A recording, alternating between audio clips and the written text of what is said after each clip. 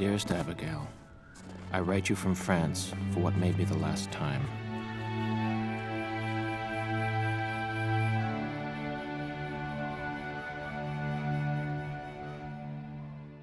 Congress, in its infinite wisdom, has chosen not to reappoint me to my diplomatic post.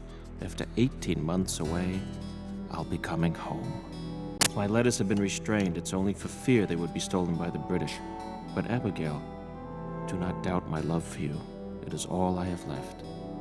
Your dearest friend, John. Take heart, John Adams, and don't count this adventure a failure. Thank you, Doctor, for all your kindnesses. Not at all. If I may have a word with John Quincy. By all means.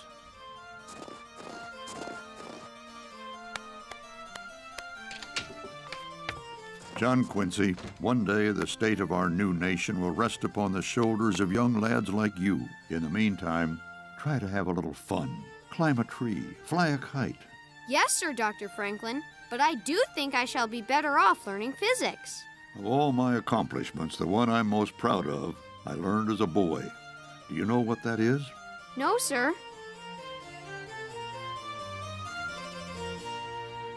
There's your physics. Remember, John Quincy, lost time is not found again.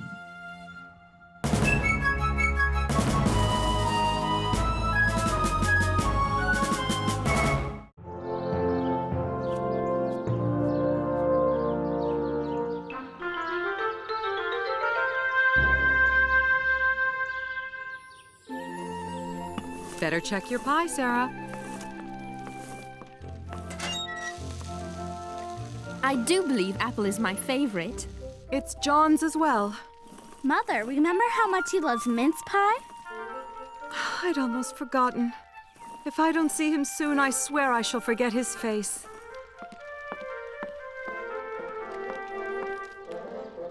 How long has it been since you last heard from him? It seems like months. I don't know how much longer I can carry on without him. Why did he only send me 2 letters in 18 months when I wrote him dozens? Ow! Ow!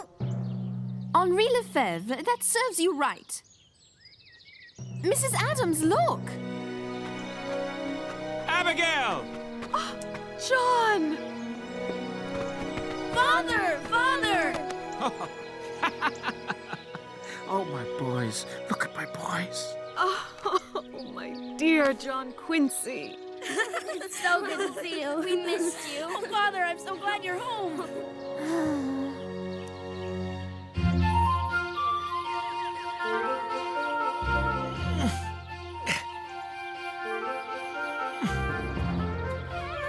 John Adams, you're much too old to be climbing trees. Nonsense. Got it! John, are you all right? Not even bruised. Honestly, what am I going to do with you? Keep me here, put me to work. At least I know I'll be appreciated. For you, darling. I know it sounds selfish, but I'm tired of sharing you with Congress, Paris, and the Revolution. After all we've been through these last few years, I understand. And Father sent me to the finest école in Paris. That's French for school. Say something else in French. Tell us you like to eat fish. That's easy. J'aime manger le poisson.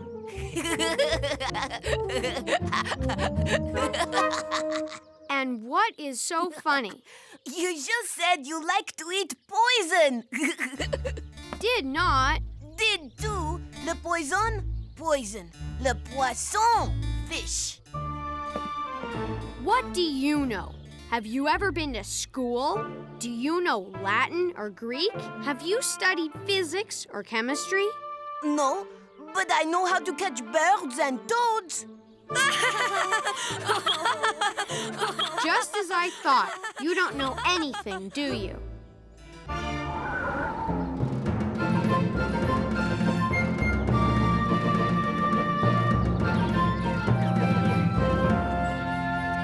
General John Sullivan? Why, if it isn't James Hiller from Dr. Franklin's newspaper. I hope this isn't a bad time. Not at all, me lad. I heard that Congress ordered you up here to fight the Iroquois. Only because General Washington called it a necessity. After what they did to the families at Wyoming and Cherry Valley, men were deserting in droves so they could go home to protect their loved ones. Have you done any fighting yet? We engaged the Redcoats and their Mohawk allies outside of Newtown just a few days ago.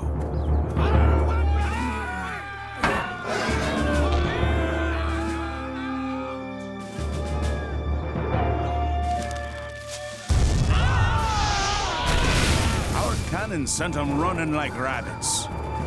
I was hoping we'd capture their murderer-in-chief, Colonel Joseph Brant, but so far he's managed to slip away. Joseph Brant? Aye, he's the prize. The devil that fought against us in General Burgoyne's army. He was there when they massacred all those women and children at Cherry Valley as well. How do you plan on capturing him? I have an army of 4,000 men. We'll find Brant even if it means scorching the earth between here and Canada. Would you mind if I wrote a story about it? Why not? After all, it could make me a national hero.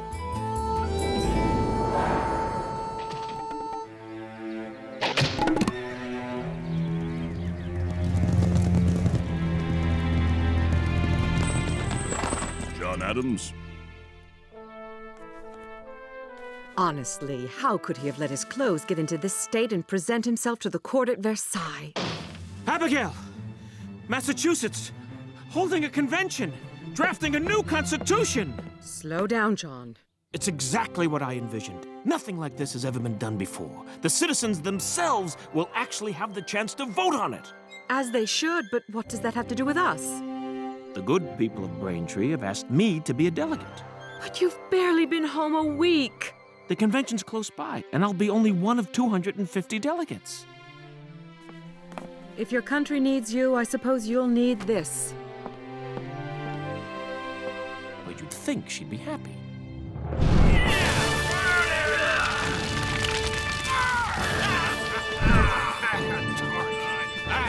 You should see some of their castles.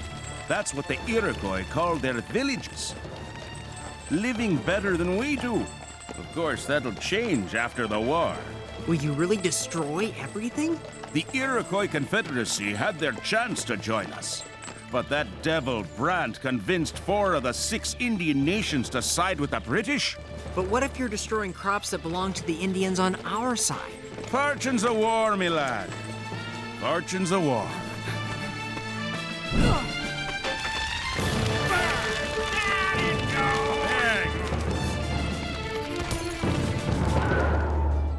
Look at it!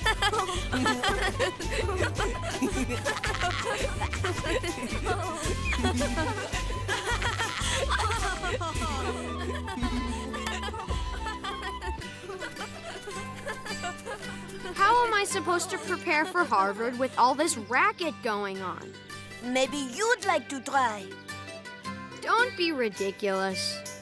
Tell you what, I'll teach you how to fly it if you help me with my reading and writing. Are you seriously proposing to trade my knowledge for yours? I'll even toss in my own method of catching toads. Unless that's something you're going to learn at Harvard. Oh, I'm sorry I laughed at you. What do you say? Well, I suppose we could try it. Great! Here, What do I do now? have fun!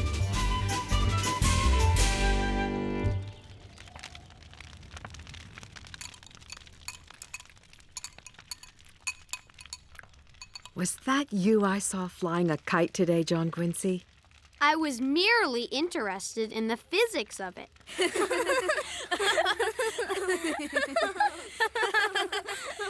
Abigail, children, I have good news to share. The convention was a shambles until I arrived. Then the delegates formed a committee of 30 men to draft the Constitution. That committee, in turn, chose a subcommittee of 3 men who, naturally, picked me.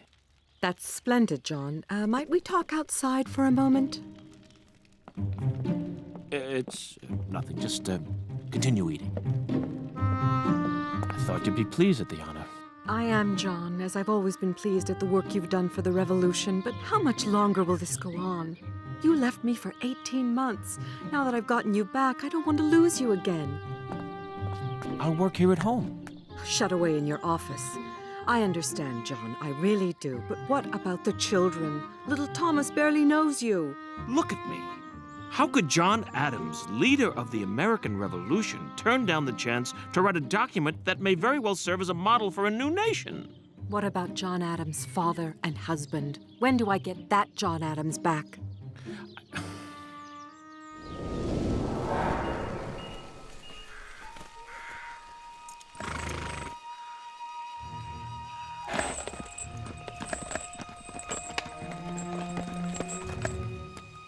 How could we have done this? What?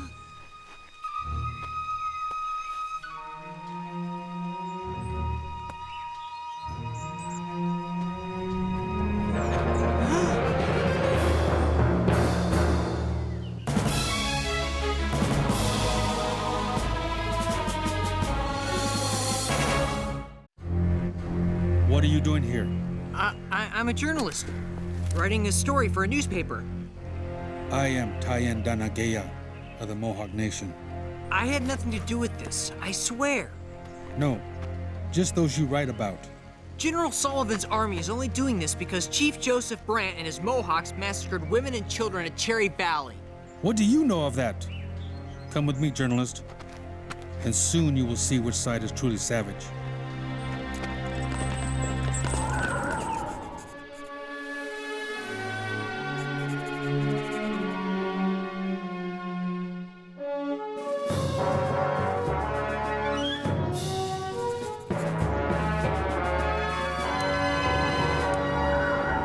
The people have always some Champion. merci, champion, whom they set over them and nurse into greatness.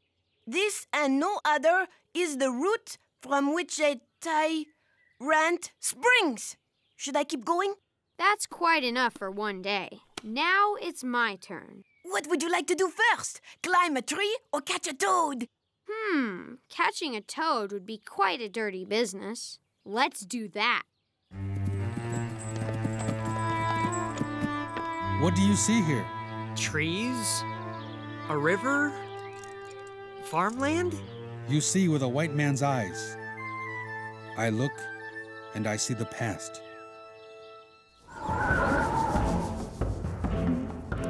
Once thousands of my people prospered here. 6 nations formed the mighty Iroquois Confederacy: Mohawk, Oneida, Onondaga, Cayuga, Seneca, and Tuscarora.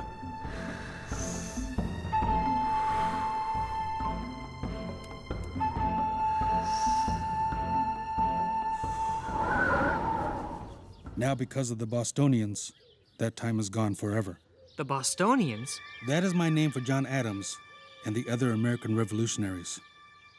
The ones who seek to make of this their nation and who will take this land that was meant for all to share. Have you ever thought of writing about that?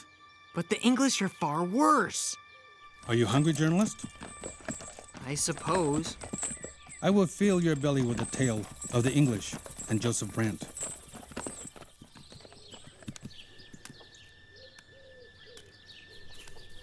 I'm sorry if my mood is dark, Sarah. With your permission, Mrs. Adams, may I speak from my own experience? By all means.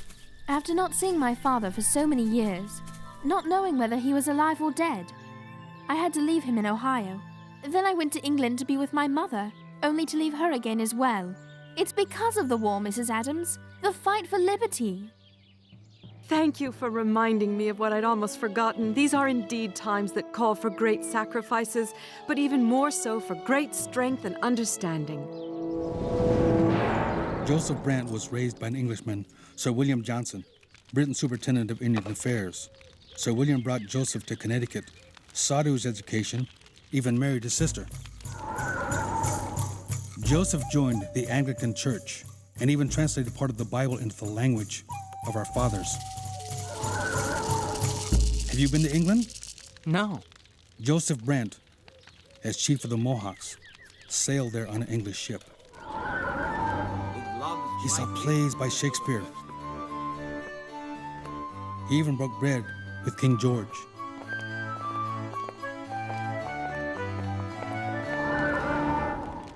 The British warned Joseph Brant that the Bostonians would steal our lands if we remained neutral. Our mothers and sisters were afraid. What would you have done in our situation? I don't know. Joseph trusted the British and their promises to protect us. Yet by siding with them, we have given the Bostonians good reason to take our lands. Like a prophecy come true, we have brought our own destruction upon our heads.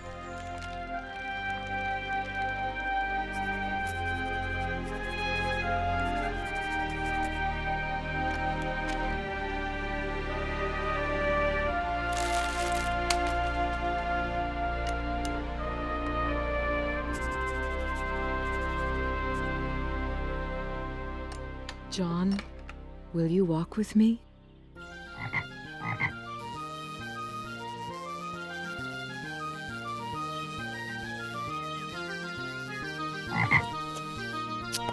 Now reach under and grab it. Go on.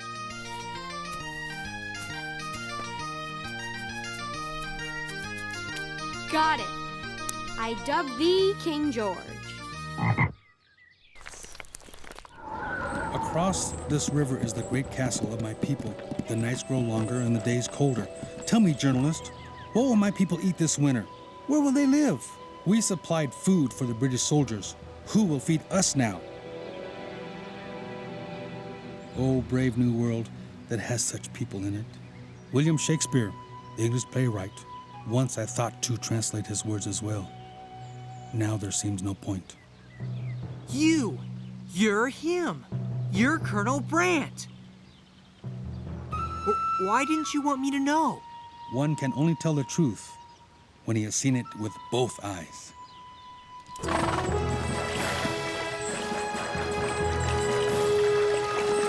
What a story.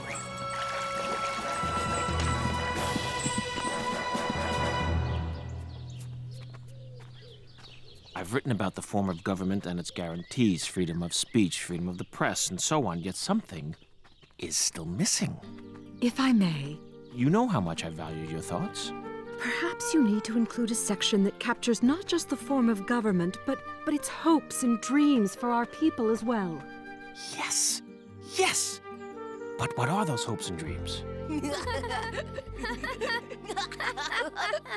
Let early education be a source of amusement. You will then be better able to find out the natural bent. I quite agree. Don't you, King George?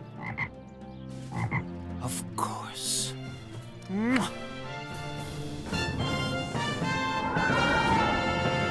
It shall be the duty of this Commonwealth to cherish the interests of education, of literature and the sciences, of public schools and grammar schools in the towns, to encourage the arts,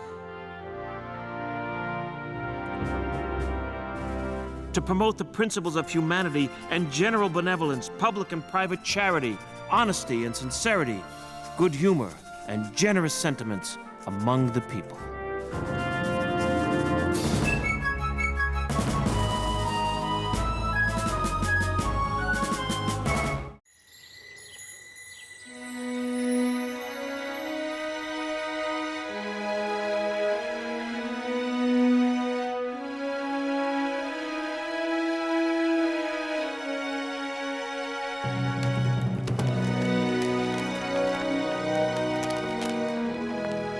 I've got a letter from Abigail Adams. May I read it, please? I'm a good reader now. I don't see why not. Let's see. My dear Sarah, I trust this letter finds you safe and well at Dr. Franklin's in Philadelphia. Very good, Henri. The children all miss you and Henri very much. They miss me. The constant... Here, you can read this part. The Constitutional Convention unanimously ratified John's document, and the people of Massachusetts will soon vote to accept or reject it. As I write this, I must tell you how empty the House feels now. Congress wrote to John asking him to return to France to negotiate a peace treaty with Great Britain. Without so much as a word to me first, he accepted. Charles is old enough to go with him now. John Quincy, however, wanted to stay here with me. I told him these are times in which a genius would wish to live. It is a time when great character is formed. Thank you, Sarah, for helping me remember that great necessities call out great virtues. All will be well.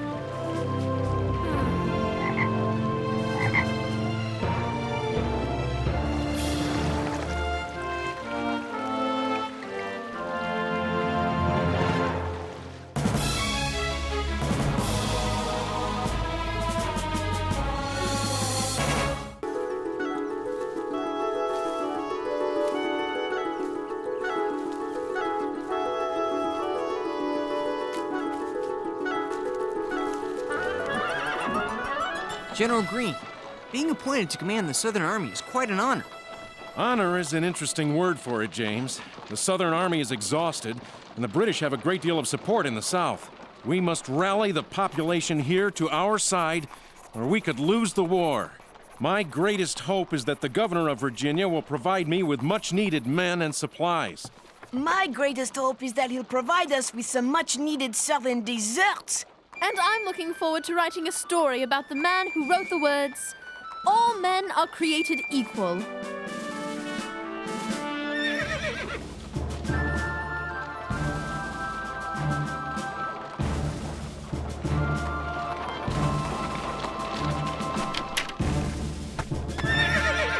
The governor's mansion! Just think, in a few minutes I'll be talking with Thomas Jefferson. How do you address the author of the Declaration of Independence?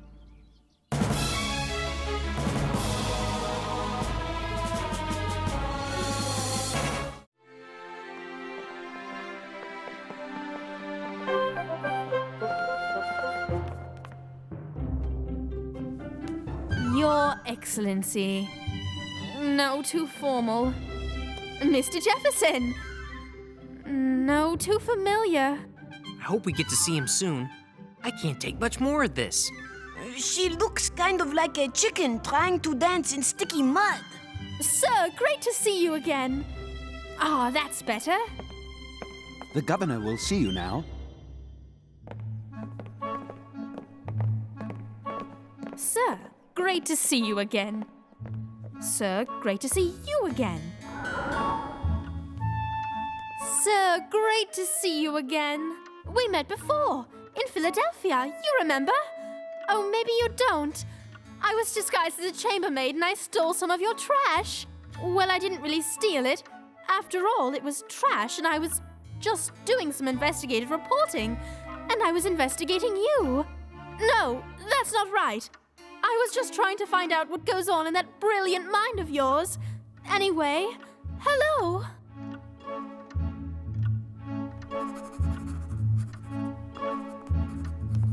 James, tell me that wasn't perfectly awful. It was better than I could have ever hoped. Forgive me. I was jotting down a thought about developing free schools that all our nation's children could attend. A pleasure, General. Sir, great to see you again. Whoa!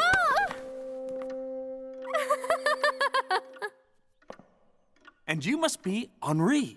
Henri Richard Maurice Toutois Lefebvre, from France.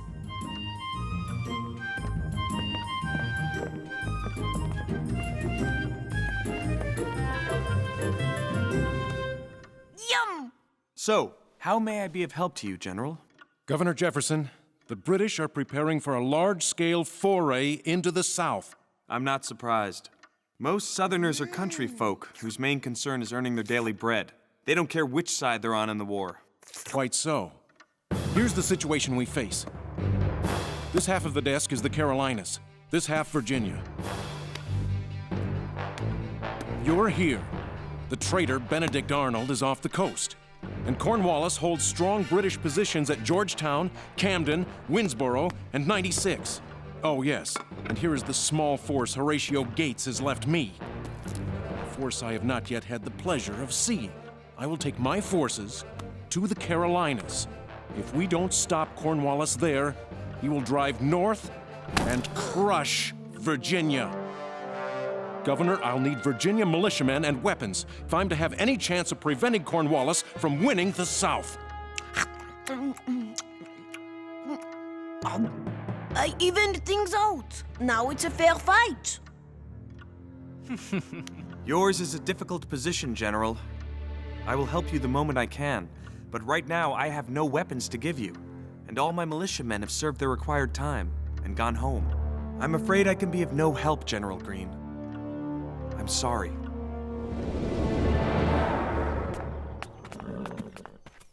Soldiers can be asked to serve additional time, but cannot be forced to do so. The idea of a people's army is unfathomable. I admire what Governor Jefferson is saying, sir. Giving men the right to choose whether they will or will not fight sounds to me like freedom. But we're in a war, Sarah. We won't have any freedom if we have no soldiers. You do have a point, James. General, I hope you are successful in North Carolina. And James, Henri, I'll keep you up on events here in Virginia. In the meantime, I plan to find out how Thomas Jefferson found the inspiration to write the Declaration of Independence. I hope you don't end up as disappointed in Governor Jefferson as I am. Be well, Sarah. Be safe.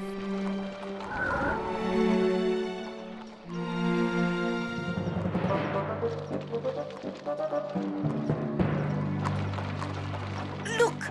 Up ahead! Soldiers! Are they British? No, probably some leftover Virginia militia.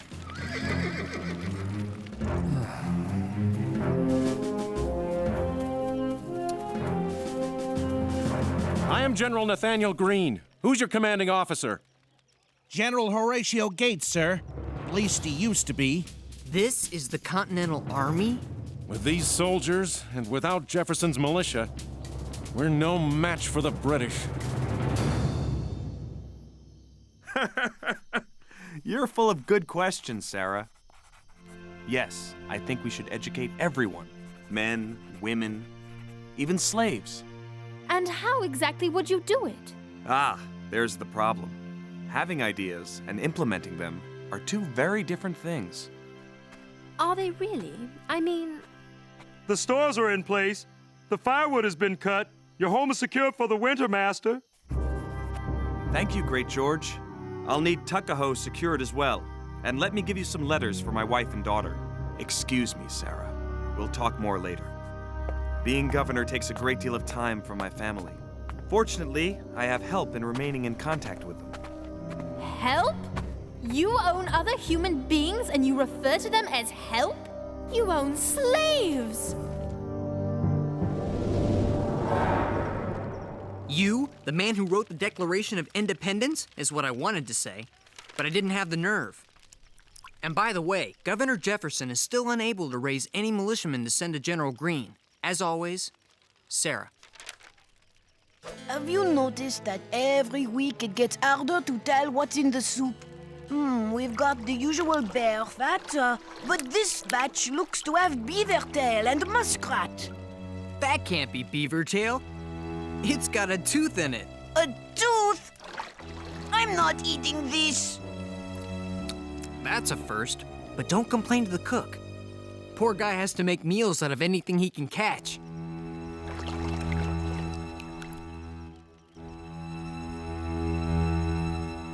There's only one way we can even hope to beat Cornwallis.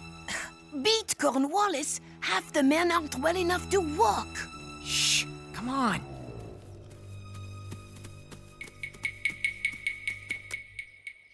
My plan is to hit him when and where he's not expecting us, then run like the wind before he can catch us. Chasing us will force Cornwallis to use up all his supplies. He'll have to take new supplies from the local population. They will despise him for that. Then the people in the South will move over to our cause, and Cornwallis will withdraw. I hope. That's his plan? Where's that coming from? We're under attack! Take cover!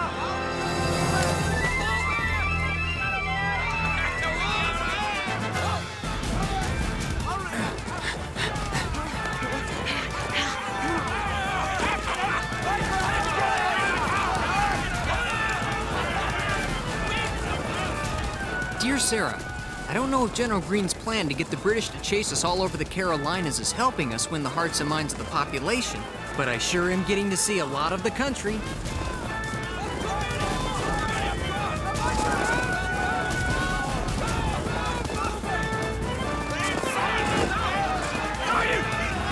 I do hope, though, that Thomas Jefferson can convince his militia to reinforce us before we get to see much more of it.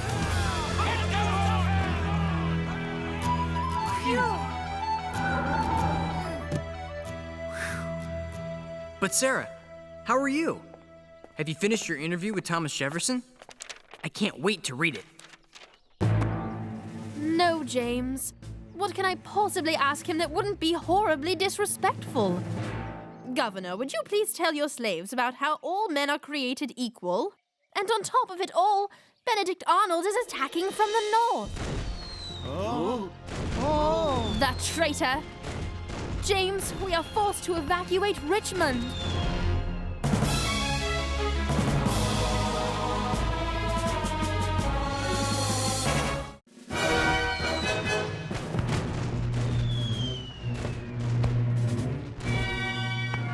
Sir, the British are nearing the city, 1,500 strong. What of our militia? Of the 4,600 men you called up, only 200 have reported. That means Arnold will march into Richmond unopposed. I never thought the traitor would make it all the way to Richmond. We must speed up our evacuation. Over there, the tree! Seek cover! Follow him! Not under the trees! We've got to get these men out of the rain. They could get struck by lightning.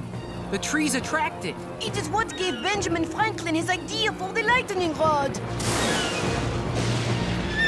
I'll yield to Dr. Franklin's science. Away from the trees! We'll try that barn over there. Let's go! Halt! We heard you were coming, General. Get off my land. Shelter from the rain, sir. That's all we require.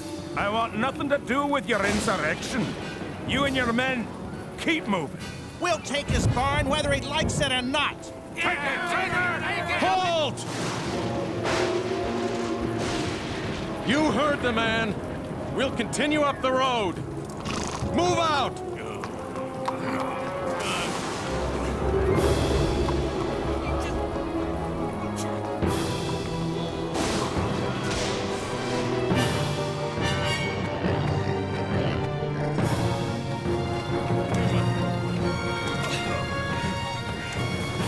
James? What? I don't think this strategy, always running from the enemy, is working. That's because you don't understand General Greene's brilliant tactics. At least this is an army now. An army people might join. An army that can't feed its soldiers or keep them dry? Oh, sure, I'd join that army. We have to put our faith in General Greene.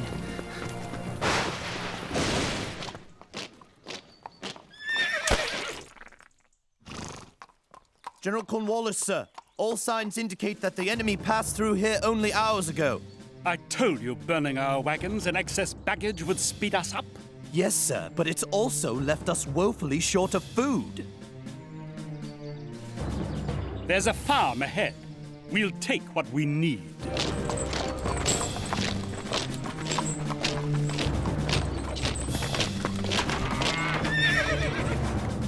No, stop! You can't do that. No!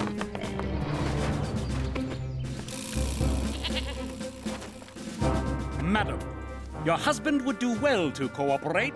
Carry on! We're loyalists. We've never supported the fight against England. If you take our stock, how are we to eat? We are at war, my good woman. The king's soldiers come first. I have every confidence you will survive this inconvenience. Move out! I'm all right. I'm all right.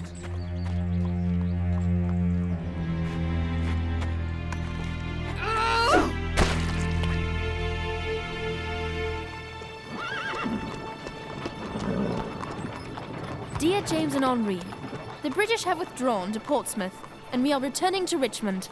Prior to our evacuation, Governor Jefferson had finally made some progress toward convincing the Virginia legislature to provide men and supplies for General Greene. Now he must start all over. And as for my interview with the governor, it will instead be an expose revealing his awful hypocrisy on the issue of slavery. I'm sorry to be the bearer of bad news. Sarah.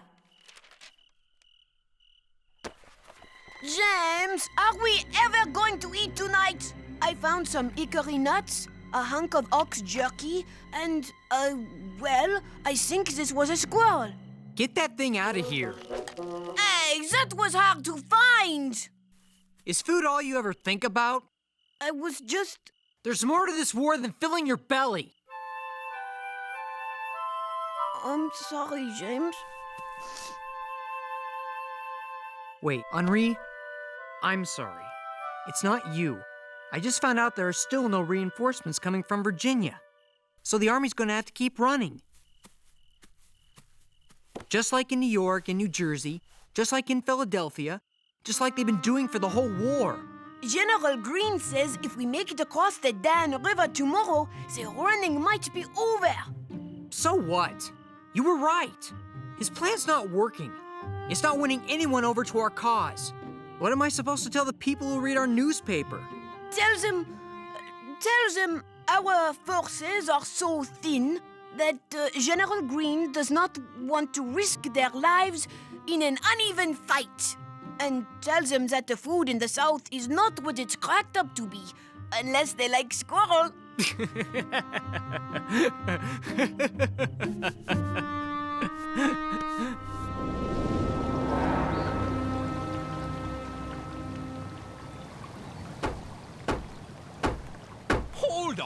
Hold on! I need to get my men across the river, and quickly. If the British catch us here, we'll be destroyed. Where are the fords? Fords? Yes, the best places to cross the river.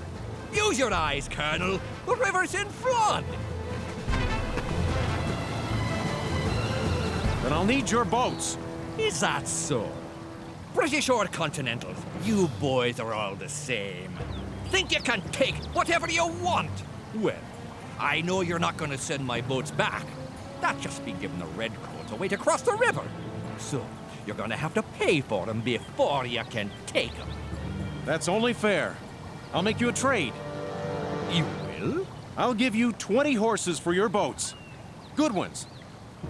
Why am I just watching? This is a great story.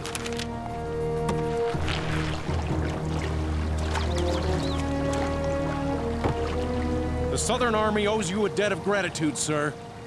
Thank you. General, I was neutral in this war. But from now on, consider me what are we calling ourselves these days? Revolutionaries? Sons of Liberty? Just Americans.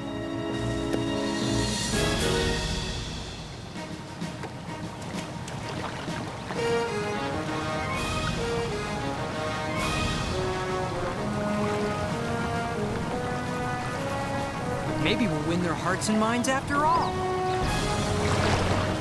American! I'm an American!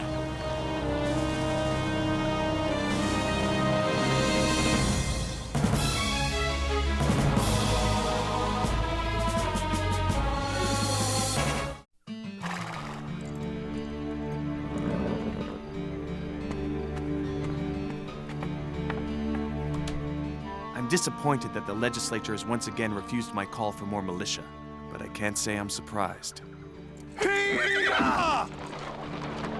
If you need men, sir, what about learning from the British? You could promise freedom to slaves who will fight for America.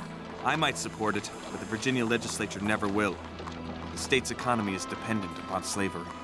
Is the economy as important as the fact that all men are created equal? No, Sarah, it isn't nearly as important. But Governor Jefferson, you own slaves. Yes, but I have proclaimed slavery an abomination that must be brought to an end. Proclaimed? With respect, sir, proclaiming isn't doing. This is a young country, Sarah. Still locked in a battle for its own survival. There are countless issues to be addressed, limitless problems to be solved. Slavery is one of the biggest. And Sarah, we will solve it. Do you view me and my colleagues as great men? Yes, sir, I do. Well, we are great. Great with human flaws, as well as human hopes. I doubt there's a man among us great enough to see the horror of slavery eliminated in our lifetime. I've tried, and I will keep trying. And if we cannot correct this abomination, then those who follow us shall. Take courage in that. Governor Jefferson, I must confess. I've been writing an expose about you and your slaves for Dr. Franklin's Gazette. But now, after listening to you, I don't think I'll publish it. I commend your passion, Sarah. When the war ends, I intend to draft a plan for freeing all the slaves in this country. I'd welcome your thoughts on the subject. Governor Jefferson, you don't know what you're getting yourself into.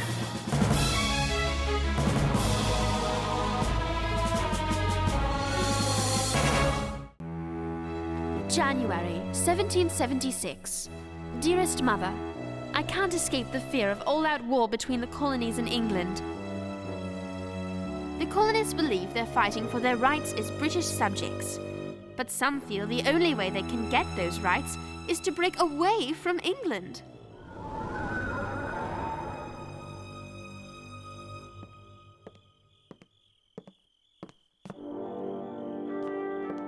Sarah, you seem troubled. I'm worried, Dr. Franklin. About what? War. I fear this rebellion may get out of hand and lead to something awful. What could be more awful than the situation we're in now? Our rights trampled by a parliament half a world away. I wish someone would give me 10 minutes alone with that King George. That's no way to talk about His Majesty. He's our king. He's not my king. I'm French. The whims of royalty have laid the world to ashes. King George is a worthless, brutal man, the crowned savage of Great Britain. Your servant, miss. Why, bless me, Tom. You know this individual? Don't judge a book by its cover, Sarah. James, Henri, Sarah, I'd like you to meet my old protege, Thomas Paine. Editor of the Pennsylvania Magazine? If it wasn't for Dr. Franklin's letter of introduction, I'd be rotting in the gutters of London. You're looking thin, old friend. How long has it been? 2 years? Come dine with us and share your adventures. A dirty, ragged man who publicly slanders the king. And here we are, breaking bread with him.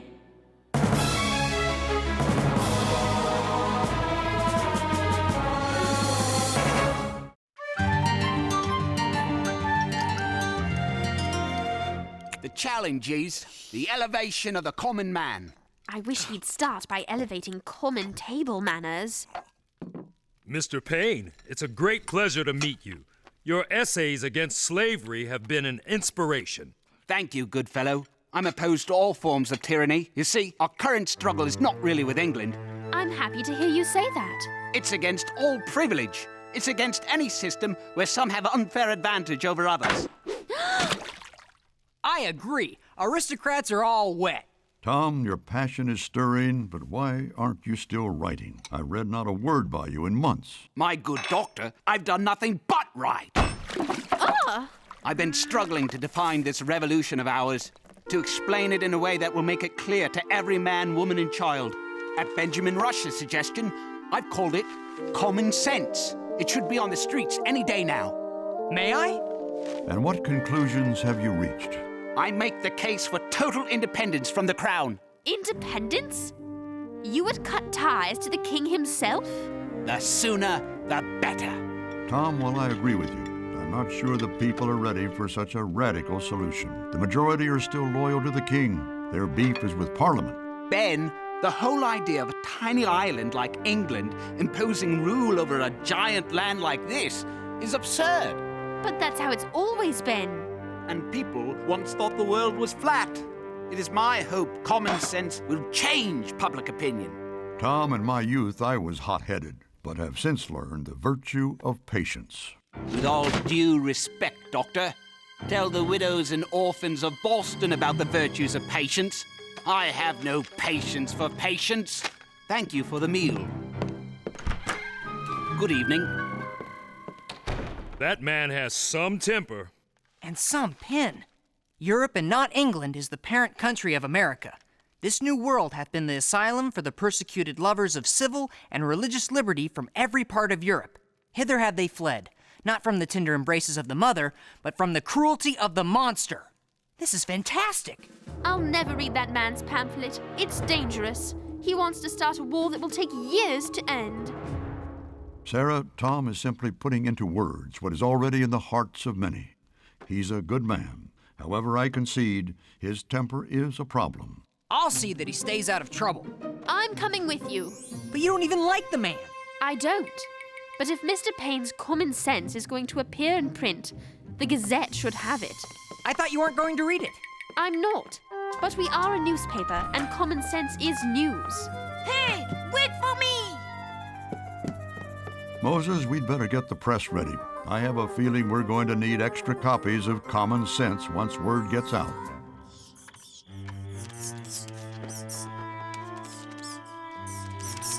Where could Payne have gone? Ooh, I hope home to bed, which is where I wish I were. Either you're all cowards or you're all fools. He must talk in his sleep. Come on!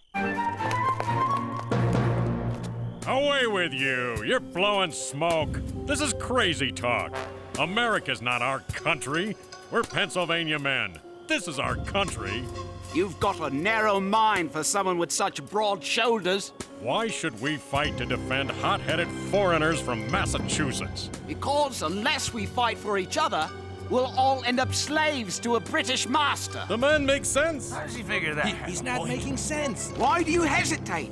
Has the stink of fish turned your heads to pudding? Who are you calling a puddin'-head? Time to shut his mouth good. All right then, come on. I'm not afraid of the lot of you. Nice shot, James. Get him! There he goes! I see him! We'll show him we won't fight, huh? Come on! This way! Back here! That way!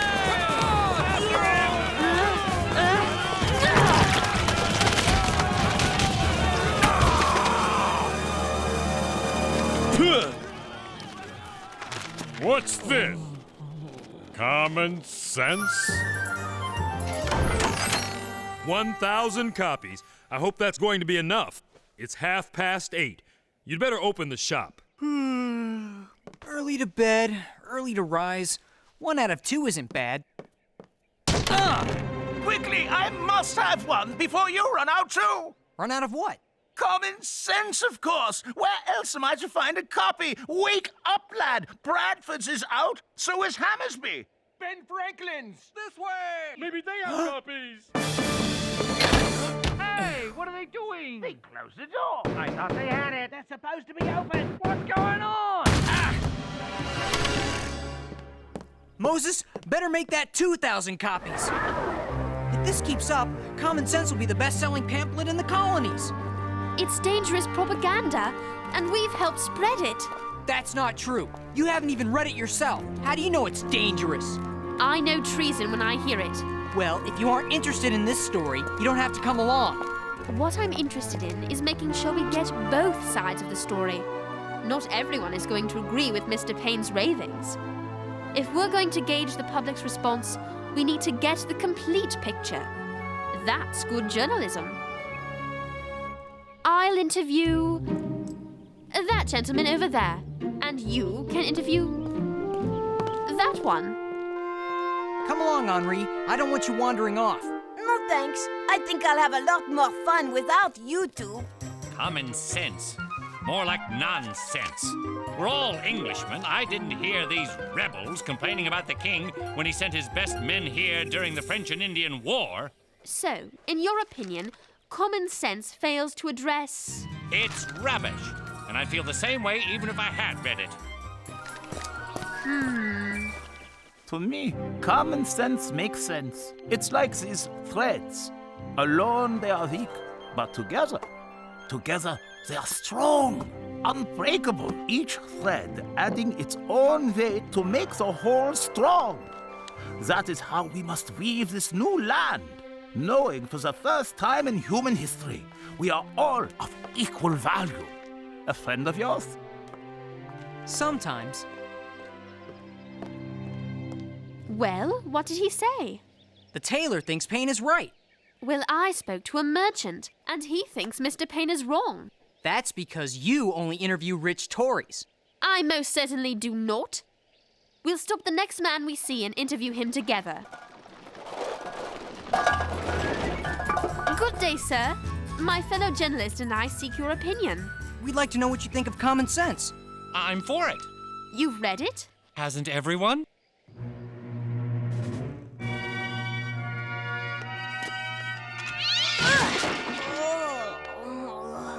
Huh? I've hit the jackpot! We'd very much appreciate your views on common sense. I'm proud to say I'm a successful man by virtue of my own labor. The men who work for me are paid a fair wage. We share mutual respect. But when I travel to England on business, the rich avoid the eyes of the poor. The poor do likewise, fearing the wrath of the wealthy. Whether my sons fare well or poorly in life, I will not have them fear another man's gaze. That's my opinion, and that's common sense. And that's one more vote for independence.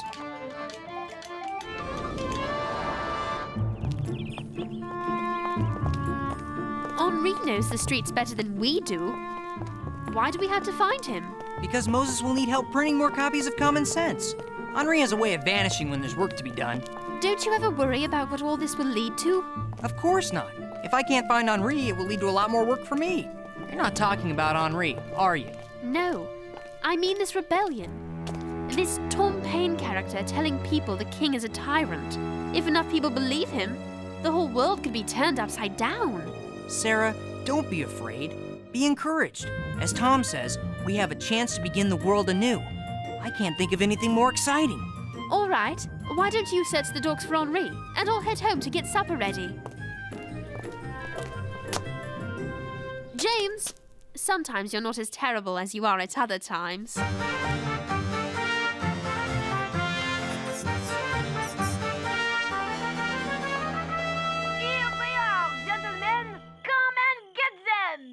Henri? Henri, James has been looking all over for you. You shouldn't be in this disreputable place where people are... reading Common Sense? I found a crate full. If you don't mind a little mud, they're not bad. Publisher sells them for 1 shilling. I'm getting 2. I'll give you 3 to get home. 1, 2... Hey, I've got customers here. Of more worth is one honest man than all the crowned ruffians that ever lived. Here's another. We break not from the tender embrace of the mother, but from the cruelty of the monster. Don't say such things. If you call the king our enemy, he'll become our enemy. It will cause years of bloody fighting, and Great Britain will win. Pay her no mind. She's just a girl. A girl, maybe, but no lady making herself a spectacle. Quite right. You were saying something about leaving? Don't worry about that rabble, lass. I'm taking this filthy pamphlet to the proper authorities. They'll know what to do with the author, whoever he is. The coward didn't even have the courage to put his name on it. You were saying something about Great Britain winning? English girl? I don't want the English in here. Let's show her the door. She's not welcome here. Let's get her out of here. You really know how to make friends.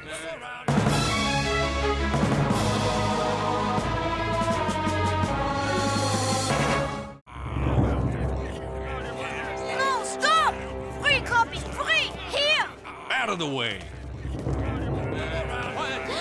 We serve no cause if we're as intolerant as our old masters. Tom Paine! Your servant, miss. Who's Tom Paine? If you had any common sense, you'd know who Thomas Paine is. Are you hurt? No, thank you. I have a temper and sometimes forget the virtue of humility. Humility is an overrated virtue. It's better than arrogance. No, Sarah, it's not. I was not highborn. I've had to grovel before fools. I was a fool myself, failing at everything I turned my hand to. Corset maker, tax collector, cobbler. I found my calling with words, but only after I vowed to never again bend my knee before any man. If that's arrogance, so be it. I was taught differently. You are a woman, yes. Society has placed you in a different station, but we both have souls, and souls need a voice. Oh, Sarah's got a voice. You should hear her when she's cross at me. Sarah, Henri, I've been searching everywhere. This speaks better than I. You may find this revolution is for you as well. War with England?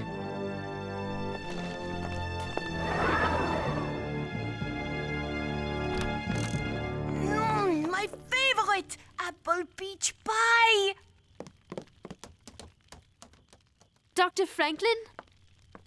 I've just finished reading this troubling little pamphlet for the third time. It's written in simple language for ordinary people, but its simplicity is what gives it eloquence. Mr. Payne says the common people are capable of ruling themselves and don't need kings or even men of wealth and high station to rule over them.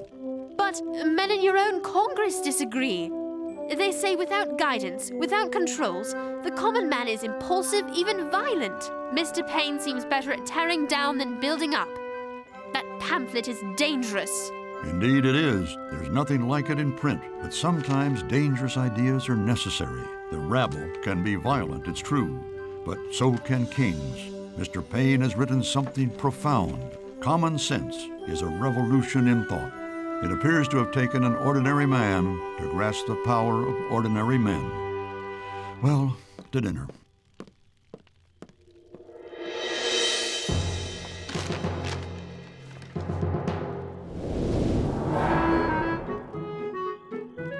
We just got home. Why are we out again when there's still half a pie on the table? I wanted to listen to the night. We have night at home. And did I mention the pie? It's not about rich men fighting other rich men for more. It's about us. But we don't need a king. We can rule ourselves with laws of our own making. 'Tis not against anyone. 'Tis a struggle for a new way of being. They're all reading Common Sense because it makes sense. I'll say I made 3 pounds. Don't tell me. You haven't read it? I read the cover. It's worth reading more. I thought you weren't going to read it. Well, I thought I should at least know what I'm arguing against. Look! Mr. Payne said he wanted opposing views. Well, he's got them now. Let's get his story. Mr. Mayweather? Yes, Father? You'll need to pick up the pace if we're going to get these up before dawn. And if we ever get our hands on the scoundrel who wrote this treason against reason, I'll tar and feather him myself. I've got to warn Tom.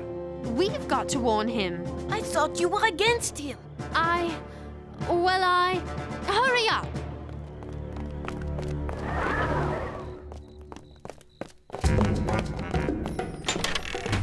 Oh my! Welcome to my palace. Tom, we've got to get you out of here. The Tories are looking for you. Quick, out the window. What are you doing? Aren't you going to make a run for it? If I ran every time someone disagreed with me, I'd have circled the earth 5 times. I have nothing to run from. Let them do what they will with me. They'll never stop an idea, not if it's a good idea. Hey, are you guys coming? Anybody?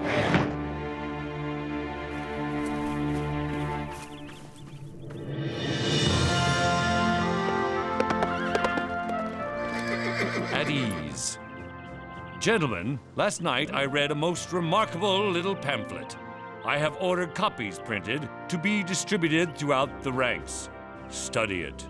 Learn it as you learned your Bible. And for those of you who cannot read, pay close attention to these words. For were the impulses of conscience clear, uniform, and irresistibly obeyed, man would need no other lawgiver. But that not being the case, he finds it necessary to surrender up a part of his property to furnish means for the protection of the rest.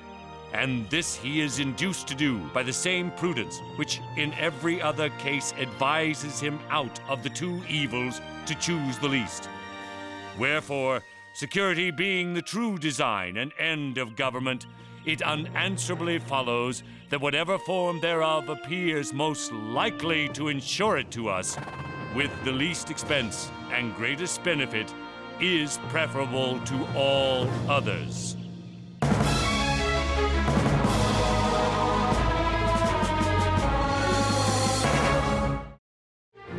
James, more paper. Coming right up, Moses. We must have printed 1,000 copies, Moses. How many more do we need? 5,000. Dr. Franklin says we need a copy for every man, woman, and child in the colonies. James, more paper! Keep printing, Moses. There's plenty more where this came from. I can't believe General Washington wants to see you. I can hardly believe it myself.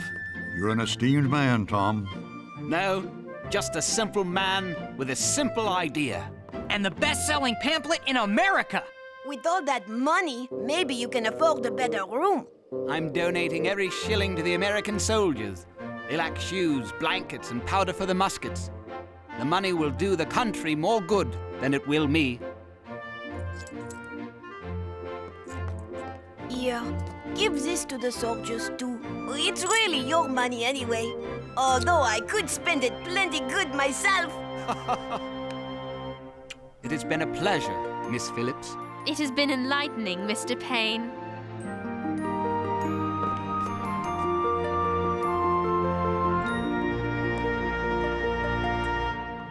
Dearest Mother, out of chaos sometimes comes a new and better order. Perhaps it's as Mr. Payne says.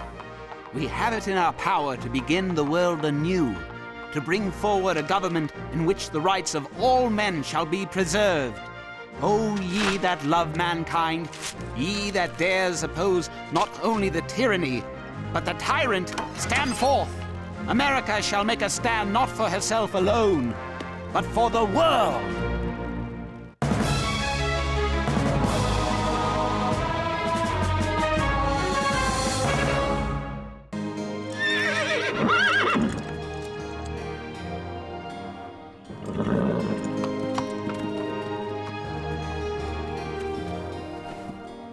Dearest Mother, it feels wonderful to stop and rest upon my return to New Windsor to cover events at General Washington's headquarters.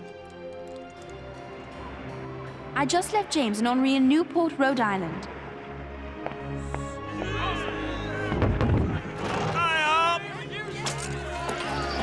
Henri is so excited that French forces have arrived.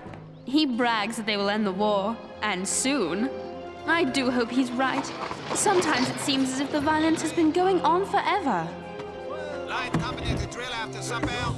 James thinks he can use Henri's help speaking French when he meets General Rochambeau, the commander of the French army. He told Henri he could go with him, as long as Henri promises to behave himself.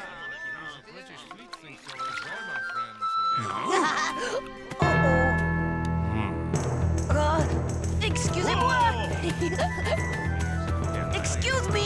Whoa!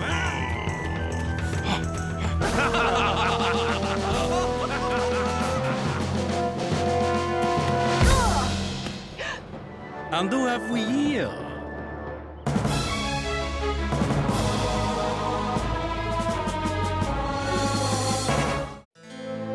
Henri, what are you doing? Paying tribute to the pastry of my homeland. Pas de problème. It's all right. Return to your duties. Merci! So, you are French? Oui! Is this young man a fellow journalist, James? My apprentice, and he humbly apologizes for his actions, sir. An apprentice who speaks French? Perhaps he might be interested in reporting firsthand how the British fleet has our navy blockaded in the harbor? Would I? I mean, oui, mon général. I've been waiting for a chance to prove I'm as good as James. I guess he deserves the chance, General. I will make arrangements immediately.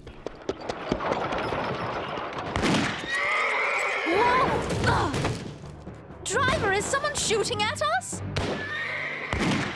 Sure looks that way, ma'am. It's a band of armed Tories. I'm Robert Shirtliff, Light Infantry, Massachusetts 4th Regiment. You best come with me to safety. Well, I'm not so sure. All right. Armed Tories here? Yes, ma'am. There are folks in New York still loyal to England. Oh. They help the British by attacking us where we don't expect it, behind our own lines. It's our job to stop them. Is that how you got that scar on your forehead? Yep, from a loyalist saber. You were cut by a sword? You don't even look old enough to shave. Shh, they're getting close.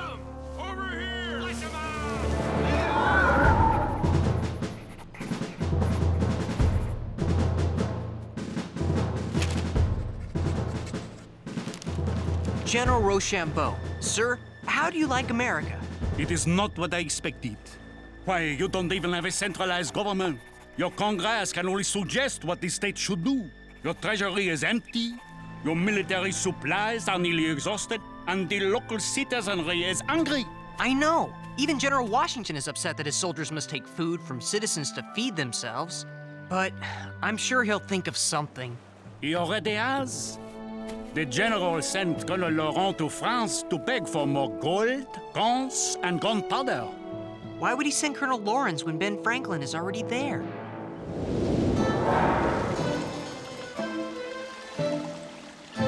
Côte de Virginie, may I present Congress's special envoy, Colonel John Lawrence of South Carolina.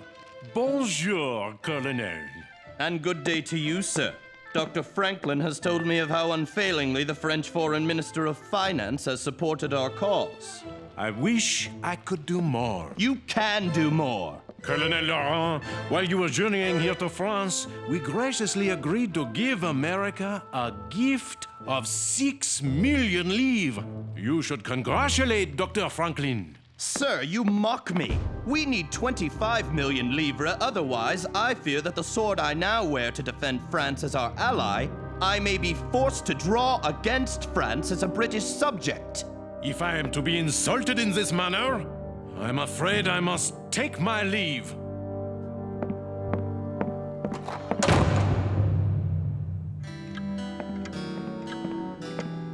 Monsieur Virgin, a message has just arrived from Chevalier de la Luzerne. And what does our ambassador to the American Congress in Philadelphia have to say? He wants to know how you are progressing with your plan for a peace conference. Shh! The Americans know nothing of my plan to betray their fight for liberty by going behind their backs to end the war with England. Colonel Lawrence, a spoonful of honey will catch more flies than a gallon of vinegar. Are you suggesting I apologize? In a word, yes. I cannot. We need that money. Don't you understand? General Washington sent me because he believed a soldier could explain to them that we are at the end of our tether, and now or never our deliverance must come. Colonel, I am 75 years old and suffering from a severe attack of gout. I am afraid that I do not have the energy to pursue an action I cannot win. I will write Congress that I have secured the 6 million livres and add to that my resignation. How many Tories do you think are out there? I can't tell yet. The Tories are right behind us, Robert.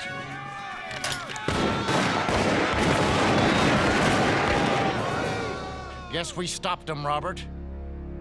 Robert!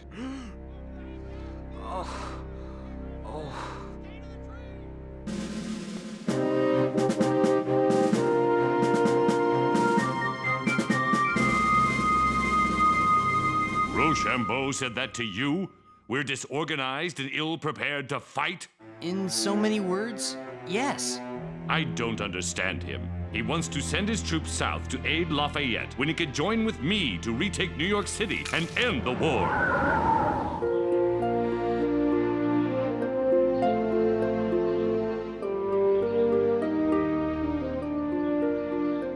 Robert, you've got to let the doctor examine you. The shot is still in your shoulder. I don't want any doctors operating on me. I've seen too many men die after surgery. I'll handle it myself.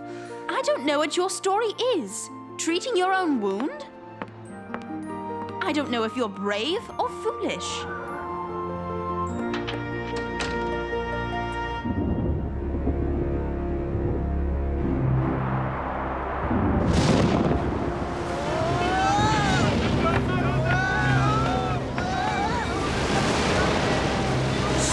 Do the ships always rock like this? Back and forth and back and forth?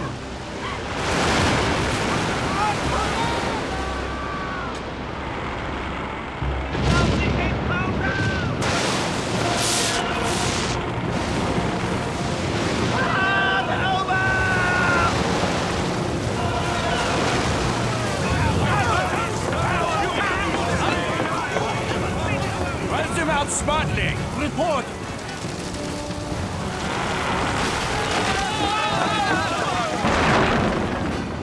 The storm is putting the English fleet out of commission.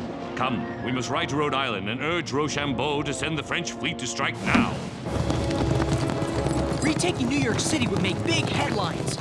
That would take too long. Right now, I need a quick victory. My spies are hearing rumors that Vergennes, the French foreign minister, wants a peace conference with the British to end the war. I've got no time to waste. I must have the French fleet dispatched. This is the perfect time for Rochambeau to sail for the south, capture Benedict Arnold, and defeat his army. Now that headline would stop the peace conference. Yeah!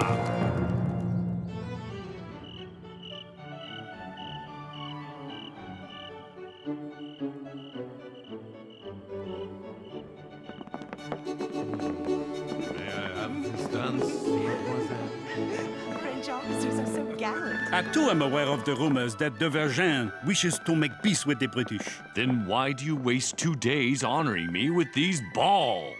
It takes time to properly feed ships for a successful mission. Robert, are you all right? Robert? Hello, is there a doctor out there? Yes, I'm Dr. Barnabas Binney.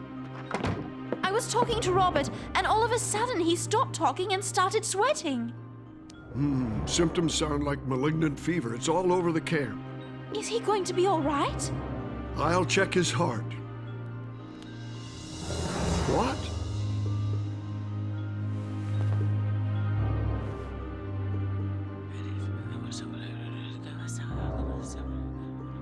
Oh, no. What is it? Is he dying? No, Robert's going to live, but how shall I say this? Robert isn't a he. He's a she. What?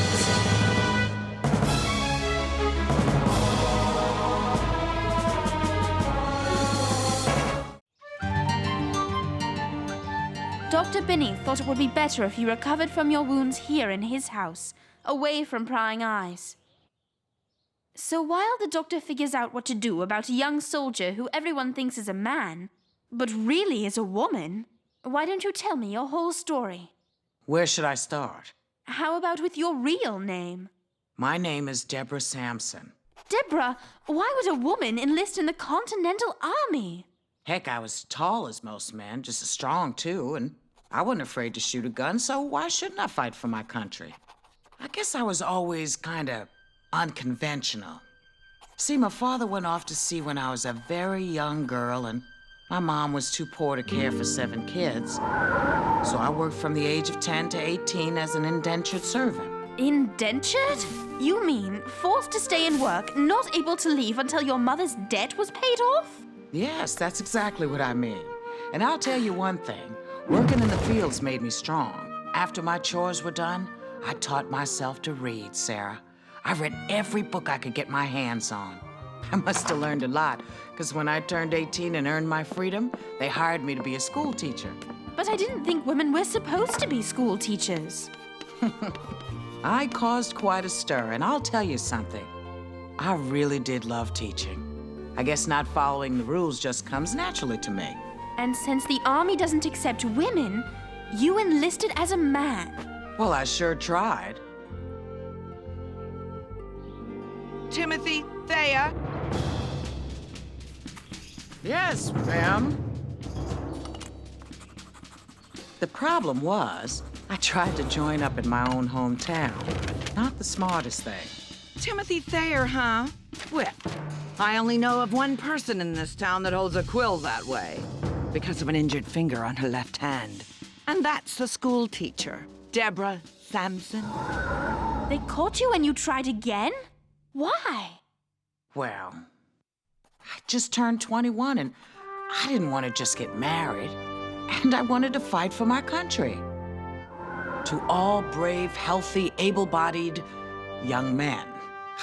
I knew the army was hard up for soldiers, so I went to a town further away and enlisted there. How on earth did you go unnoticed by the other soldiers? It was hard. They'd tease me about not shaving, so...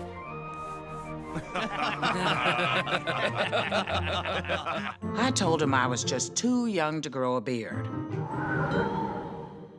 Your story is amazing! You took so many risks. Yes, but I was always afraid of being caught. I'd heard of some other women who disguised themselves as men to enlist. When they were discovered, they were disgraced. But you still had the courage to follow what was in your heart, no matter what the obstacles. Deborah? You should rest now. What amazes me is that her disguise has gone undiscovered for over a year. What are you going to do? I'm afraid that I must follow orders and inform the army as to the true identity of Robert Shirtliff. What is it, James? Excuse me, General. About the letter you wrote to your nephew? Ah, yes. I wrote to Lund that if Rochambeau had ordered the French fleet to sail south when I wanted, we could have captured that traitor Benedict Arnold and destroyed his army. I'm sorry to report that it's been printed in this New York Tory newspaper. Outrageous! That was a private letter to my nephew, and I was deeply upset when I wrote it. Now everyone, including Rochambeau, is going to read it.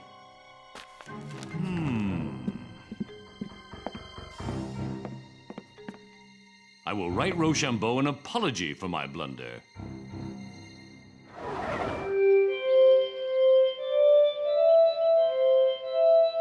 Dr. Franklin, your genius for inventions never ceases to amaze me. I thought a duet on my glass harmonica with Marie Antoinette might be nice. If you'll excuse me, Virginie, I believe the letter I've been waiting for has arrived. Is it from America? It's Congress's response to the letter I sent. Thank goodness they do not accept my resignation. They have the good sense to realize that when I resigned, I wasn't feeling well. I must write Congress and tell them that I'm feeling better, and it will be a great honor to once again buckle down to the business of America. Then I shall take my leave. Monsieur Vergin, the English have replied to your request for a peace conference.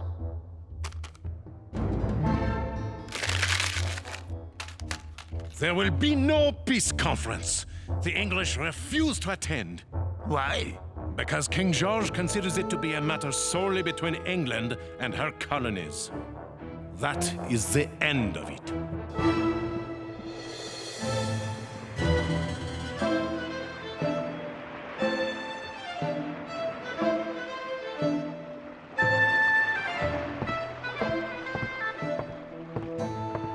Pardon, where do the sailors sleep?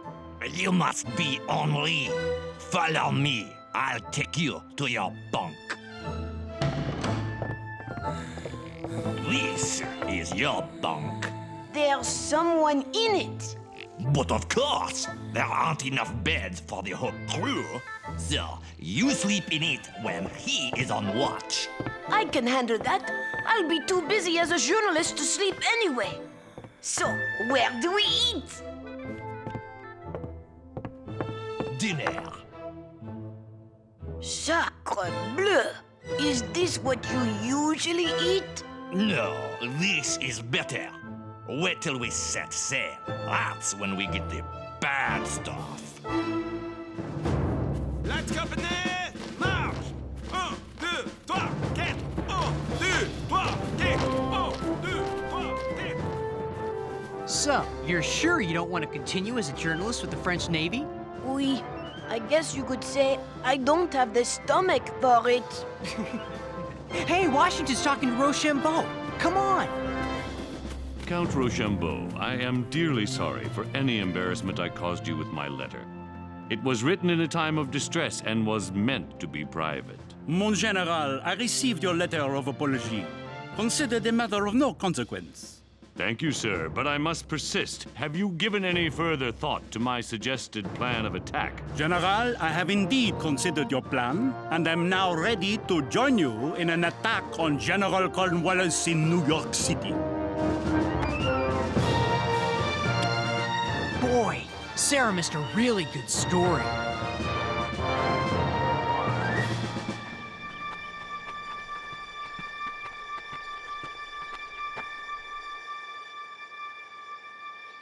No, I'm gonna be disgraced. But what you did shows how dedicated you are to the cause of liberty. But I'm still worried they'll put me in jail for dressing as a man. Deborah Samson, also known as Robert Shirtliff. Because you impersonated a man and enlisted against military policy. Here it comes. It is my honor to note your extraordinary instance of female heroism by discharging the duties of a faithful, gallant soldier. And therefore, I present you with an honorable discharge from the Continental Army of the United States, Light Infantry, Massachusetts 4th Regiment.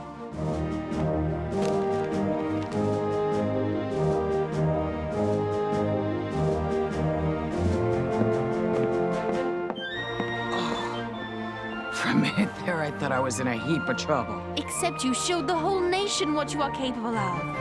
I reckon I did, didn't I? So, what will you do now that this adventure is over? I guess I'm just gonna have to find me another one.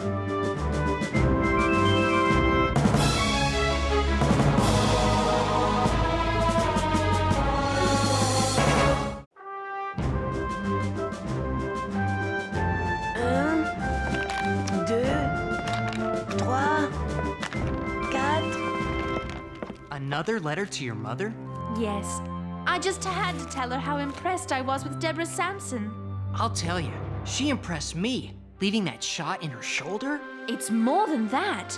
She made me wonder, if a woman can find a way to serve as a soldier, why can't she enjoy the same rights of citizenship that men have? Why can't this whole country be unconventional? I mean, aren't we already rebels? Henri, what are you doing? If I couldn't be a journalist, I wanted to show you I could be a printer, all by myself. That's great. Now you could show us how you could clean up. All by yourself.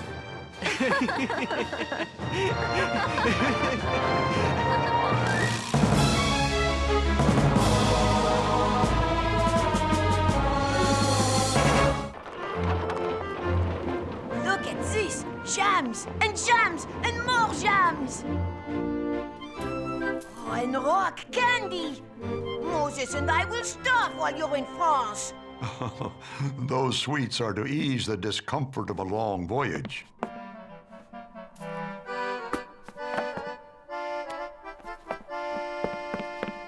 If you try to ship out with our peach jam, you'll have to get past me first. Congress won't be happy if you delay their most important statesman. They would understand if they knew how good this jam tastes. You're probably right. But they have asked Dr. Franklin to try to enlist France in the American cause. Right now, we Americans stand alone in the world. We must acquire allies, or the revolution is doomed. Promise me you'll bring back some French pastries. I'm worried about him. After his last voyage, he swore he'd never cross the Atlantic again. 70 is very, very old. At his age and in his health, who knows if he'll survive the trip? There!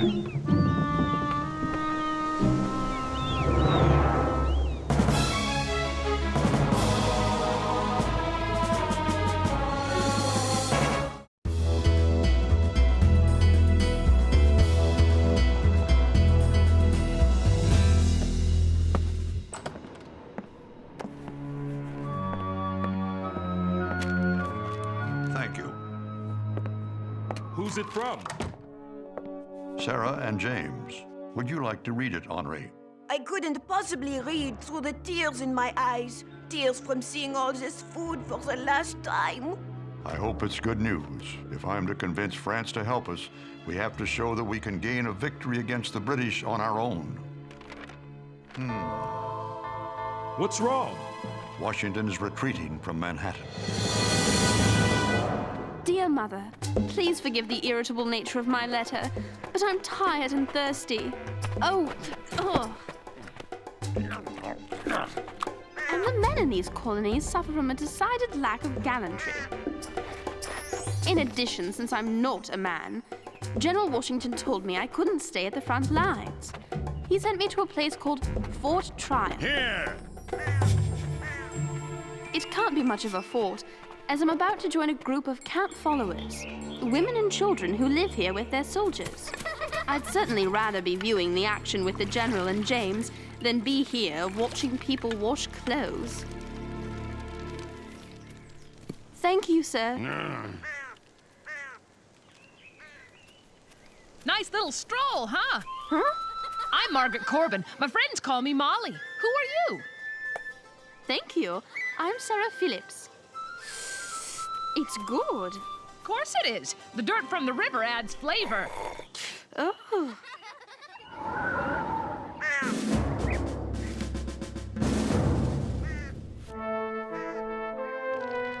I've been General Washington's secretary for months now, and I've never seen him so discouraged.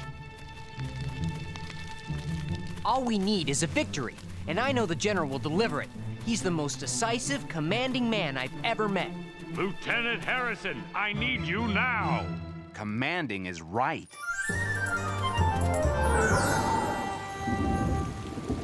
English is not even my language. This here talk funny, and I can't learn to read. Who says this? Other boys. Let me tell you something, Henri. It's a credo I live by. Be what you want to be, not what people tell you you can be. Well, then stop telling me I can be a reader. What I want to be is left alone. You owe it to yourself to hone your reading, writing, and arithmetic. I'm doing just fine without it. Yes, you've done well so far. You've learned a trade and a second language, and I'd like to help you keep learning. Why? For one thing, if you could improve your skills at estimation, we might not be short logs for the fire, and we wouldn't both be freezing our toes off. At least we're not outside. Do you think Sarah and James are all right out in the wilderness?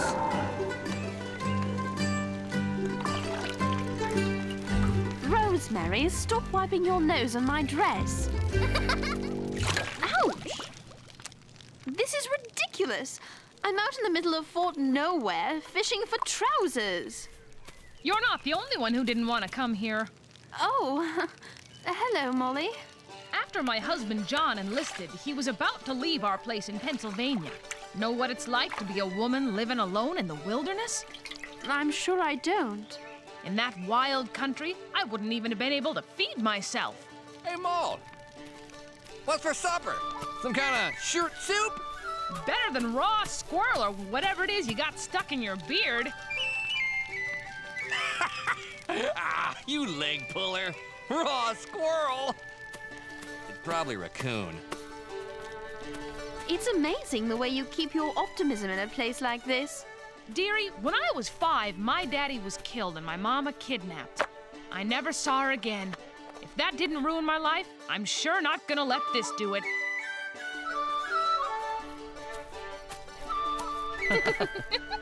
Who's your friend, Ma? Sarah, she's English. Well, we won't hold that against her. This is John. He's a matras. Cleans and loads the cannons. I'm mighty proud of him. One reason I don't mind working so hard. We can't have the man loading the cannon wear dirty drawers, can we? What kind of cannons are they? Pennsylvania 6-pounders, right up there on the brow of that hill. We protect the northern approach to Fort Washington. Those beauties will make things plenty tough on the lobsterbacks. I beg your pardon for the slight, Sarah. Never mind. I quite understand. Ignore him. John just doesn't like red. Sure am lucky he married me. Don't let her fool you, Sarah. I'm lucky she married me. It's not like I had lots of choices. It was either him or Squirrel Beard over there. It's Raccoon!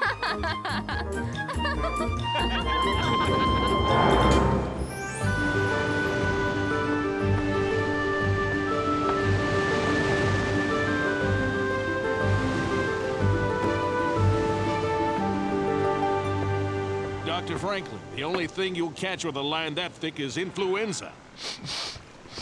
I think I've already got that. Actually, at the other end of the line is a thermometer to measure the water temperature. I'll save you the trouble. It's cold. I study the ocean currents and temperatures every time I cross the Atlantic. It was these studies that helped me chart the Gulf Stream 7 years ago. Just don't let your studies interfere with your health. It's my job to get you to France alive. How are you feeling? I'm not sleeping well in these rough seas, and the food, particularly the salt beef, is tough on 70-year-old teeth. But the fresh air seems to do me some good. However, I'd prefer to avoid the frequent baths. Gentlemen, I have surprising news. The British have begun moving back to Manhattan. I suspect they're mobilizing to attack Fort Washington. Our last stronghold in Manhattan. It houses some of our finest troops and a large amount of our armaments and ammunition. This fort and its outposts are critically important to the war for both sides. Sarah's at one of those outposts. Yes, your friend who wanted to see action is about to get her wish.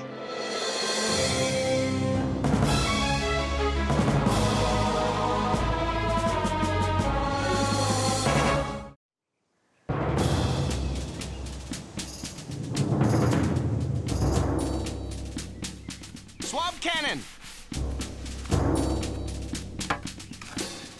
Load powder. Load ball! Ram her home. Cannon ready to fire!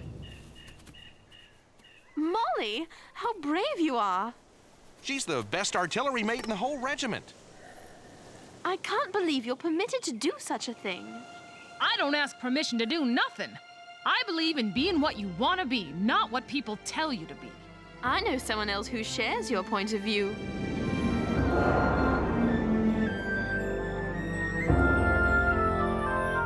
Je ne connais pas les mots.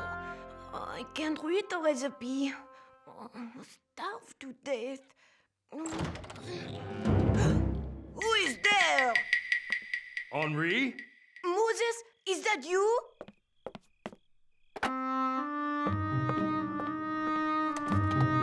What's wrong, lad? Nothing's wrong. Come on, son, tell me. When you didn't come back, I tried to make dinner from the notes you left me, but I couldn't measure. Oh, you're teasing me now. And there's lots of words I don't understand. Hey, you're the one who's teasing me. Oh, you were late on purpose. You knew I wouldn't be able to make myself food. I could have starved.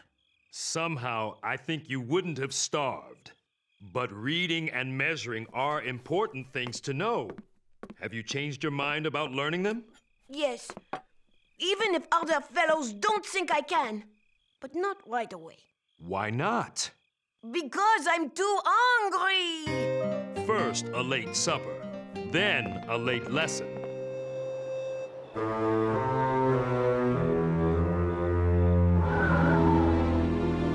We absolutely must evacuate Fort Washington. The armaments at the fort are critical to our cause. America has no munitions factories.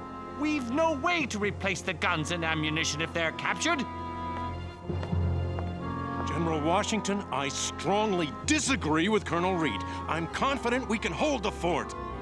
If we can hold it, we should hold it. Sir, General Greene would risk over 2,000 of our finest troops. We've already lost too many to disease and desertion. I don't have the stomach to lose any more. We're in a war, Joe. We're bound to lose men if you haven't the stomach for it. Get another job. I stand by my recommendation to hold the fort. General Green's right. We must fight. Excuse me. Sirs. Sir, this hesitation to evacuate is nothing short of reckless. Forgive me, but you must make up your mind.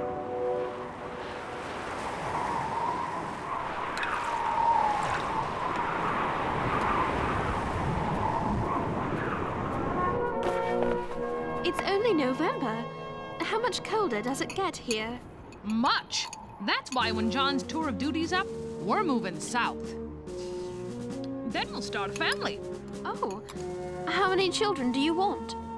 I don't know. 8, 10. Oh, my. John's a good man. He'll make a fine father. Probably a tired one, too. I miss my family terribly. But being around people like you makes my stay here so much easier. Here now. I'll make it easier still. I like to press the summer flowers. They always add a bit of cheer when winter comes knocking. It still has its perfume. General Washington, sir, we need a decision now. Do we abandon Fort Washington or do we defend it? General Greene, as you are the officer most familiar with the situation, I leave it to you to give such orders as to defending Mount Washington as you judge best. I appreciate your confidence in me, sir.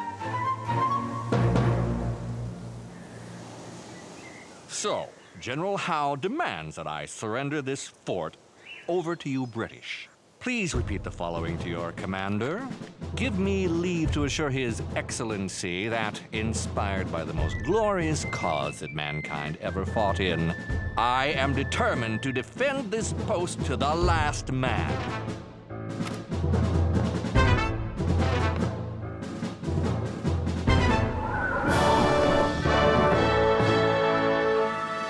I would expect nothing else from a soldier of Colonel McGaw's reputation. That will be all.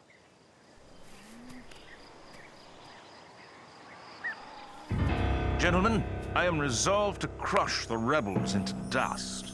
Even a single victory could give their so-called revolution momentum on the battlefield as well as support from foreign shores. Especially France. Look at all the redcoats. They're preparing for an attack. And we won't have long to wait either. See there? Hessian troops to the north.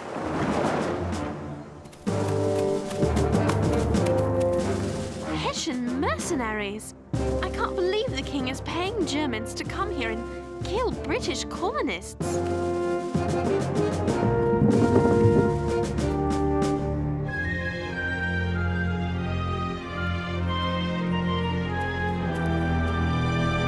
General Washington's not going to evacuate the fort after all, is he?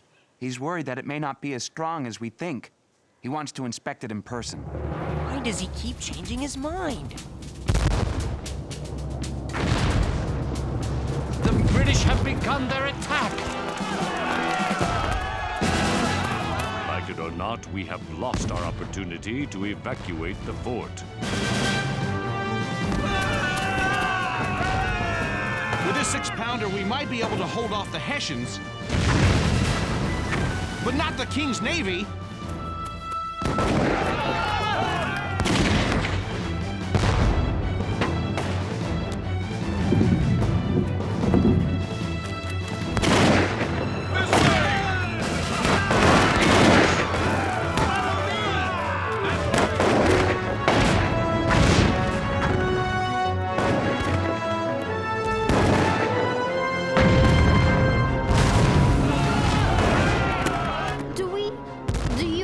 Chance against so many British troops? No, we'll have to make a run for Fort Washington. John! John! Oh, John. My love. Molly? Keep firing. If we can't hold this position, you won't have the Corbins to blame.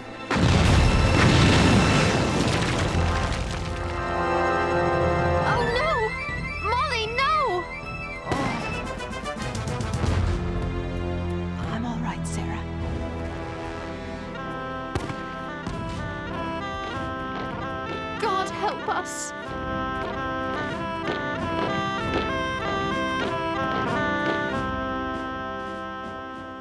For Tryon has fallen. There's nothing we can do for those poor souls. Please let Sarah be all right. General! They're raising the Union Jack over Fort Washington! That's it then. General Howe has prevailed. This is a most unfortunate affair and has given me great mortification, as we have lost not only 2,000 men, but a good deal of artillery and some of the best arms we had. Sir, the men panicked. I did not account for the possibility if we had but held the perimeter. No, sir. We should have abandoned the fort as General Lee and I urged. Gentlemen, please. I, alone, am to blame. I've never seen him look so disappointed, so helpless. He is in danger of becoming a parody of a general. I pray Colonel Reed is wrong. What happened to Fort Tryon? To Sarah? Women and children will be returned to us. This may be war, James, but there are rules. What's that? I think it's... Yes, it is! The camp followers from Fort Tryon!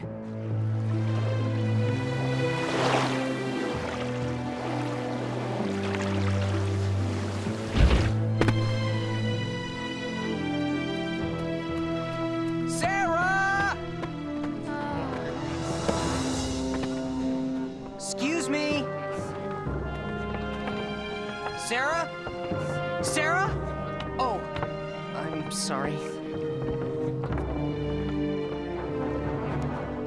Sarah! Thank goodness you're safe. Yes, I'm safe.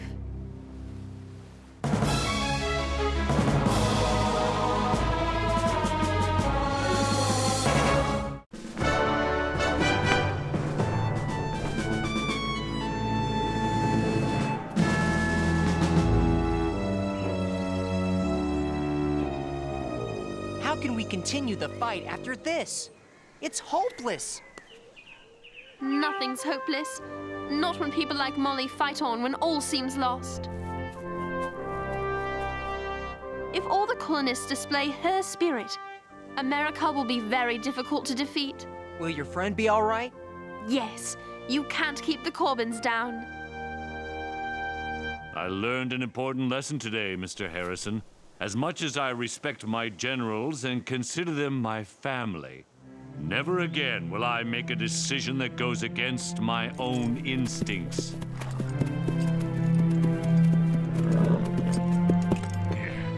A disaster like this battle must never happen again. We must prevail in our fight for freedom. We will prevail in our fight for freedom. Maybe with the spirit of George Washington. And Captain Molly, and Ben Franklin, and so many others.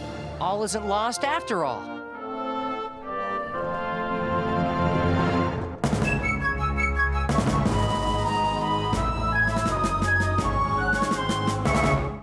Foolish Americans. Don't they understand what will happen to them? The rebels are building fortifications. They're going to force my hand. What are your orders, General Howe? We're going to have to blast them off those hills. I had hoped they'd come to their senses and spare themselves.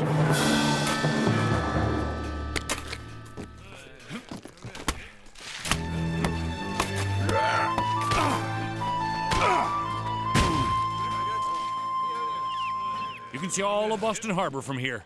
The redcoats won't let us stay here without a fight. The men have worked all night, General Putnam. If the lobsterbacks try and take Breed's Hill, we'll make them pay a heavy price. If the men are brave and don't panic. I'd have more confidence if we had stores of ammunition. Colonel Prescott, every shot will have to find its mark. 17 June, 1775. Dearest Mother, I am in a place called Bunker Hill, near the city of Boston. I'm glad you cannot hear the terrible sounds. The awful battles of Lexington and Concord are the cause of all this trouble. The colonists seem determined to drive our troops away from Boston. But there's a spark of good news. There's a British officer who might have some knowledge of Father's whereabouts. Oh, I'm hoping to find him and learn what I can. Please do not worry about me, Mother. I am out of harm's way. I am worried about James and Henri. They've gone to interview the rebel militia for Dr. Franklin's Gazette. Still, I can't imagine even they would be reckless enough to get caught up in this. If nothing else, maybe this day will bring us news of Father. I promise to tell. What have we here?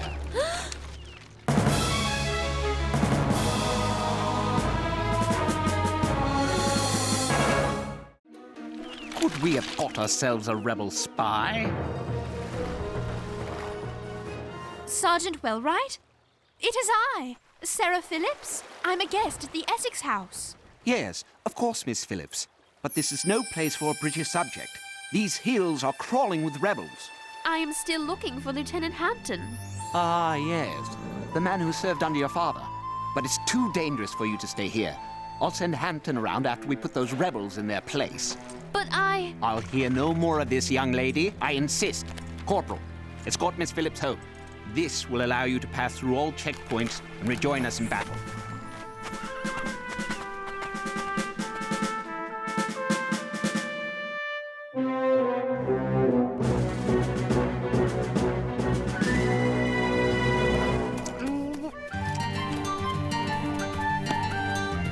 Is there ever a time you're not hungry?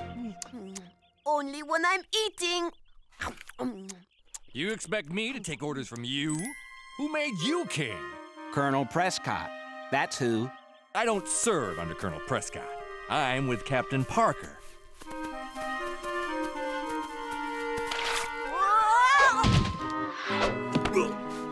One more like that, I'll resort to fisticuffs!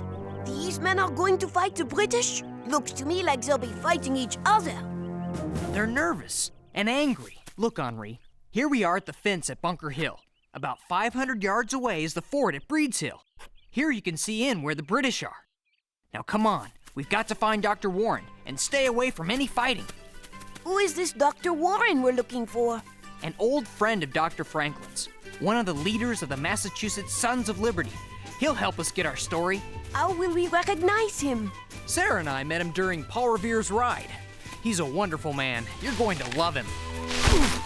And with you around, I'll be needing a doctor.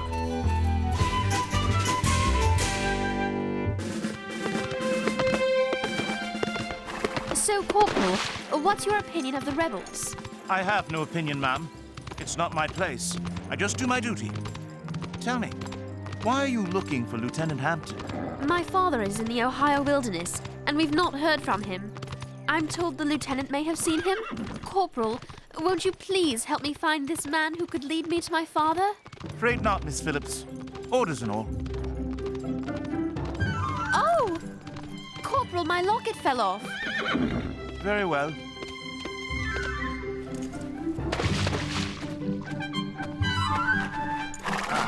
There. There you are, miss. Forgive me, Corporal, but I must find my father. Yeah! Wait! Miss Phillips! Come back!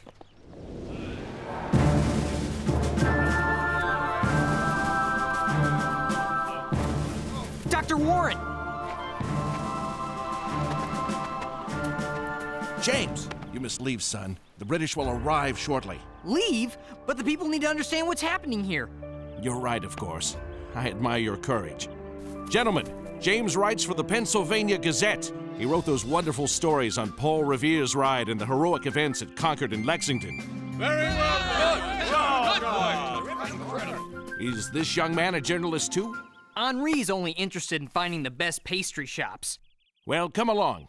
I'm looking for General Putnam and Colonel Prescott. But Henri must go to Cambridge, away from danger. Agreed?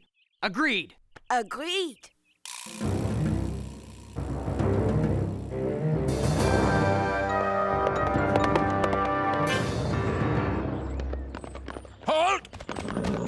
State your business. I'm on a special mission involving a British soldier. And exactly what mission would you be performing? This says permit bearer to pass, and that is the seal of Sergeant Wellwright. Do you recognize it? Good. Then tell me your name, soldier, so Sergeant Wellwright will know whom to have court-martialed. Very well. I am seeking a Lieutenant Hampton. Do you know him? He's leading one of the companies that will take Bunker Hill. Yeah! Phew. I wish James could have seen that. And thank goodness Mother didn't. This is mad. That's it. Come on, Starkton, we're through here. You men there, return to your positions. Sorry, General Putnam, but we haven't had sleep or food. You're not paying us enough for this. We're not paying you anything. The only payment I can offer you is freedom from the tyranny of the British Parliament. Praise be! If Dr. Warren is joining the fight, then I'm staying. Good, we need you. Dr. Warren, you couldn't have come at a better time to assume command. I wouldn't dream of assuming command from such an experienced soldier as you. I wish only to serve where I can be most useful. That, sir, would be where the Redcoats are going to attack first. Breed's Hill. There you can assume command from Colonel Prescott. General Putnam, I wish no command here. I would consider it a privilege to fight under Colonel Prescott. Need another volunteer to go fight on the hill with Dr. Warren?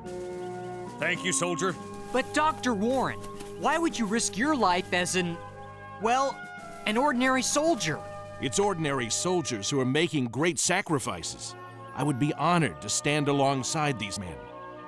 Anyone can speak about his beliefs, but it's soldiers who shed their blood to make those beliefs a reality. Could you slow down? I need to write.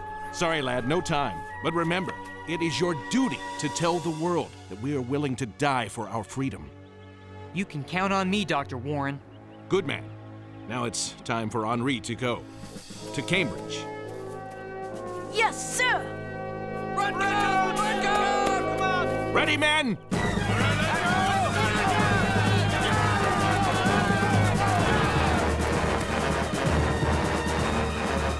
The attack is beginning! Ready! Forward march!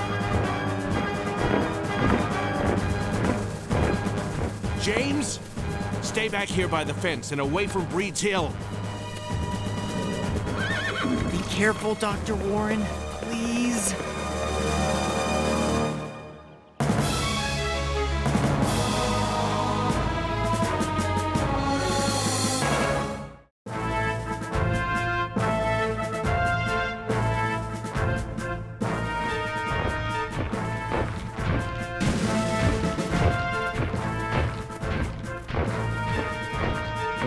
Why don't they shoot?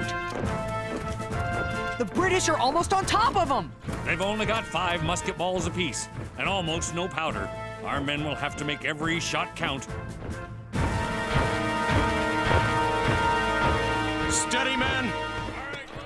Hold your fire until you see the whites of their eyes! I was trained to save lives, not take them. If you can't fight, we would understand. No one would think you a coward. I abhor fighting, but believe in the cause of liberty. But for freedom, we must fight.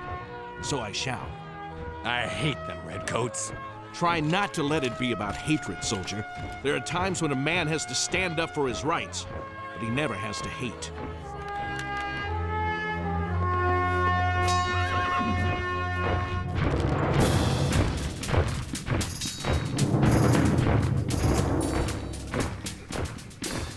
Ready?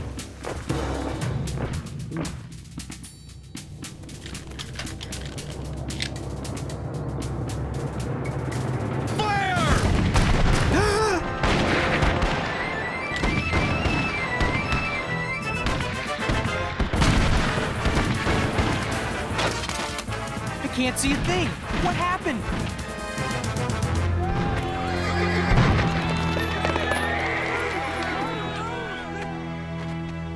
Yes, they've retreated.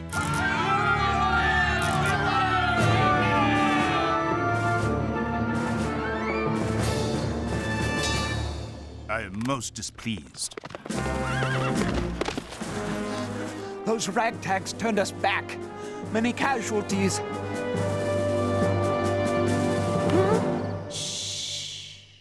Henri, it is I. The reinforcements have arrived, sir. More than they can imagine. We are better armed and better trained. We will take both of those hills, Sergeant. Whatever it takes. Whatever it costs. Did you find the man who knew your father? He's with the British attacking the hill. Where's James? Up there, near the fighting. You heard what he just said? James has to get out of there. Can you find him? Certainement. Have your men seal off this side of the hill so the rebels cannot get reinforcements of their own. Yes, sir. Here, you may need this. It's a pass you can use to talk your way through any checkpoint. Won't you need it to find the man you're looking for? Don't worry about that. Just go. I'm sorry, Father, but I think this is what you would have wanted me to do.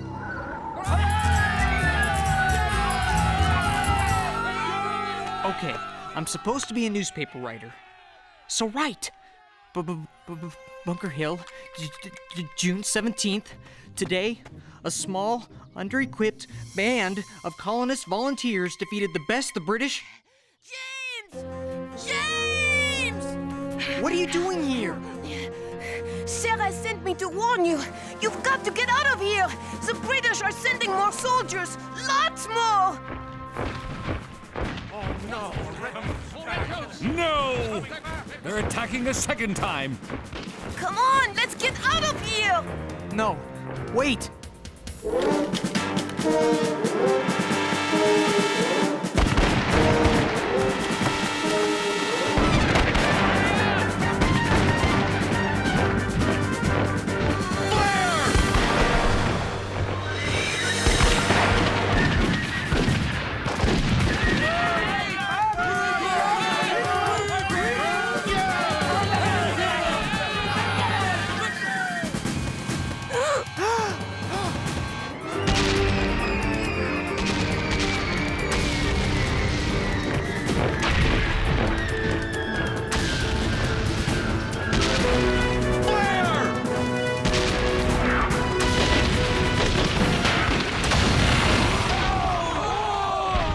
General Putnam, they brought up artillery. And more reinforcements. I need volunteers to accompany me to the aid of Colonel Prescott on Breed's Hill. That would be folly, sir. Our men will be out of powder and gunshot before we could reach them. You're right, of course. But Dr. Warren is over there. I'm sorry, son. He's right. There's nothing to be done. We've got to retreat and save the men we can. Dr. Warren and Prescott will hold out and cover us.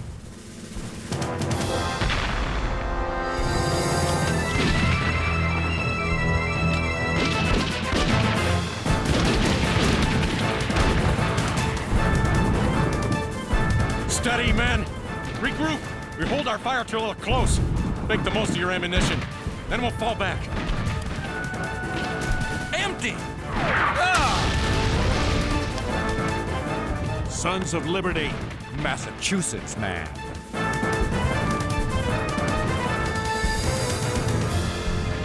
Henri, make sure Sarah gets to safety.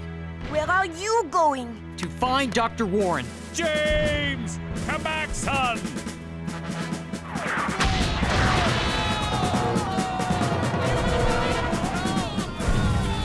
Colonel Prescott!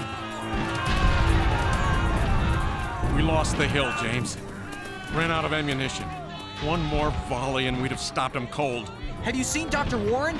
It was chaos up there. Last I saw him, he was covering our retreat. Best you come along with us to the Charlestown Neck. You might find him there. They're retreating. The hill is ours. General Gage will want to report. Tell him it was a dear-bought victory. Another such will ruin us. General, permission to check on the wounded. Granted. I'll join you.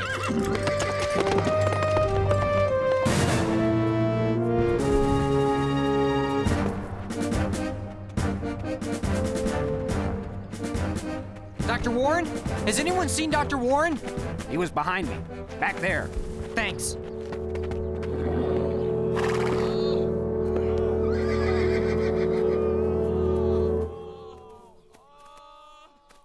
half our men dead or wounded. It's a disaster. We might as well have lost the hill. We won the hill, Sergeant. You'd best remember that. It's just a hill, sir. Lieutenant Hampton? Lieutenant Hampton! Corporal? You can stop looking for my brother. He was killed. Your brother? Lieutenant Hampton was my brother. But you never told me. You didn't give me a chance. I'm sorry, Miss Phillips, but there will be no help finding your father today. I'm sorry about your brother, Corporal. Thank you, Miss Phillips. Dr. Warren! Dr. Warren! Dr. Warren? Sorry, I thought you were Dr. Warren. Dr. Warren saved my life. He saved many lives covering our retreat. He was the bravest thing I ever seen. I tried to get his body, but... Body? I'm sorry, son. Dr. Warren?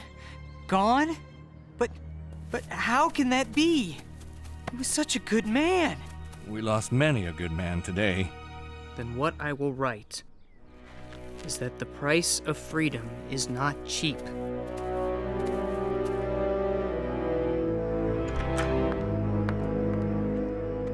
James, are you all right? I'm fine, but Dr. Warren's dead. Oh no! I'm so sorry, James. I know how much you admired him. And I've got to write that the colonists lost their first real battle with the British. That will weaken our cause, the very cause for which Dr. Warren gave his life.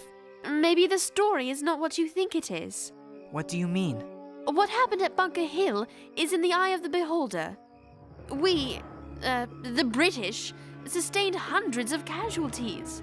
Really? I was in their camp. They may have taken Bunker Hill, but they feel like they lost. This was a blow. You were in their camp, looking for the man who knew your father? And? Killed. I'm sorry, Sarah. Did Henri find you? Of course I did. James, who won the battle? I don't know that anyone did. But our job is to report. So let's get back to Philadelphia.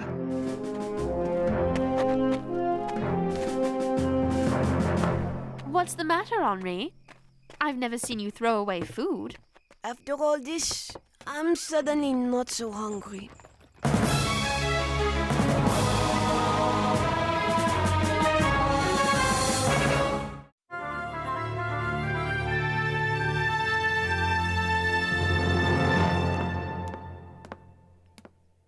Quite a story, you two. Dr. Warren was quite a man. He sacrificed so much to help others live. A lot of people made sacrifices at Bunker Hill. You can tell Dr. Franklin I'm ready to print. What in blazes could be jamming the works this time? Pastry?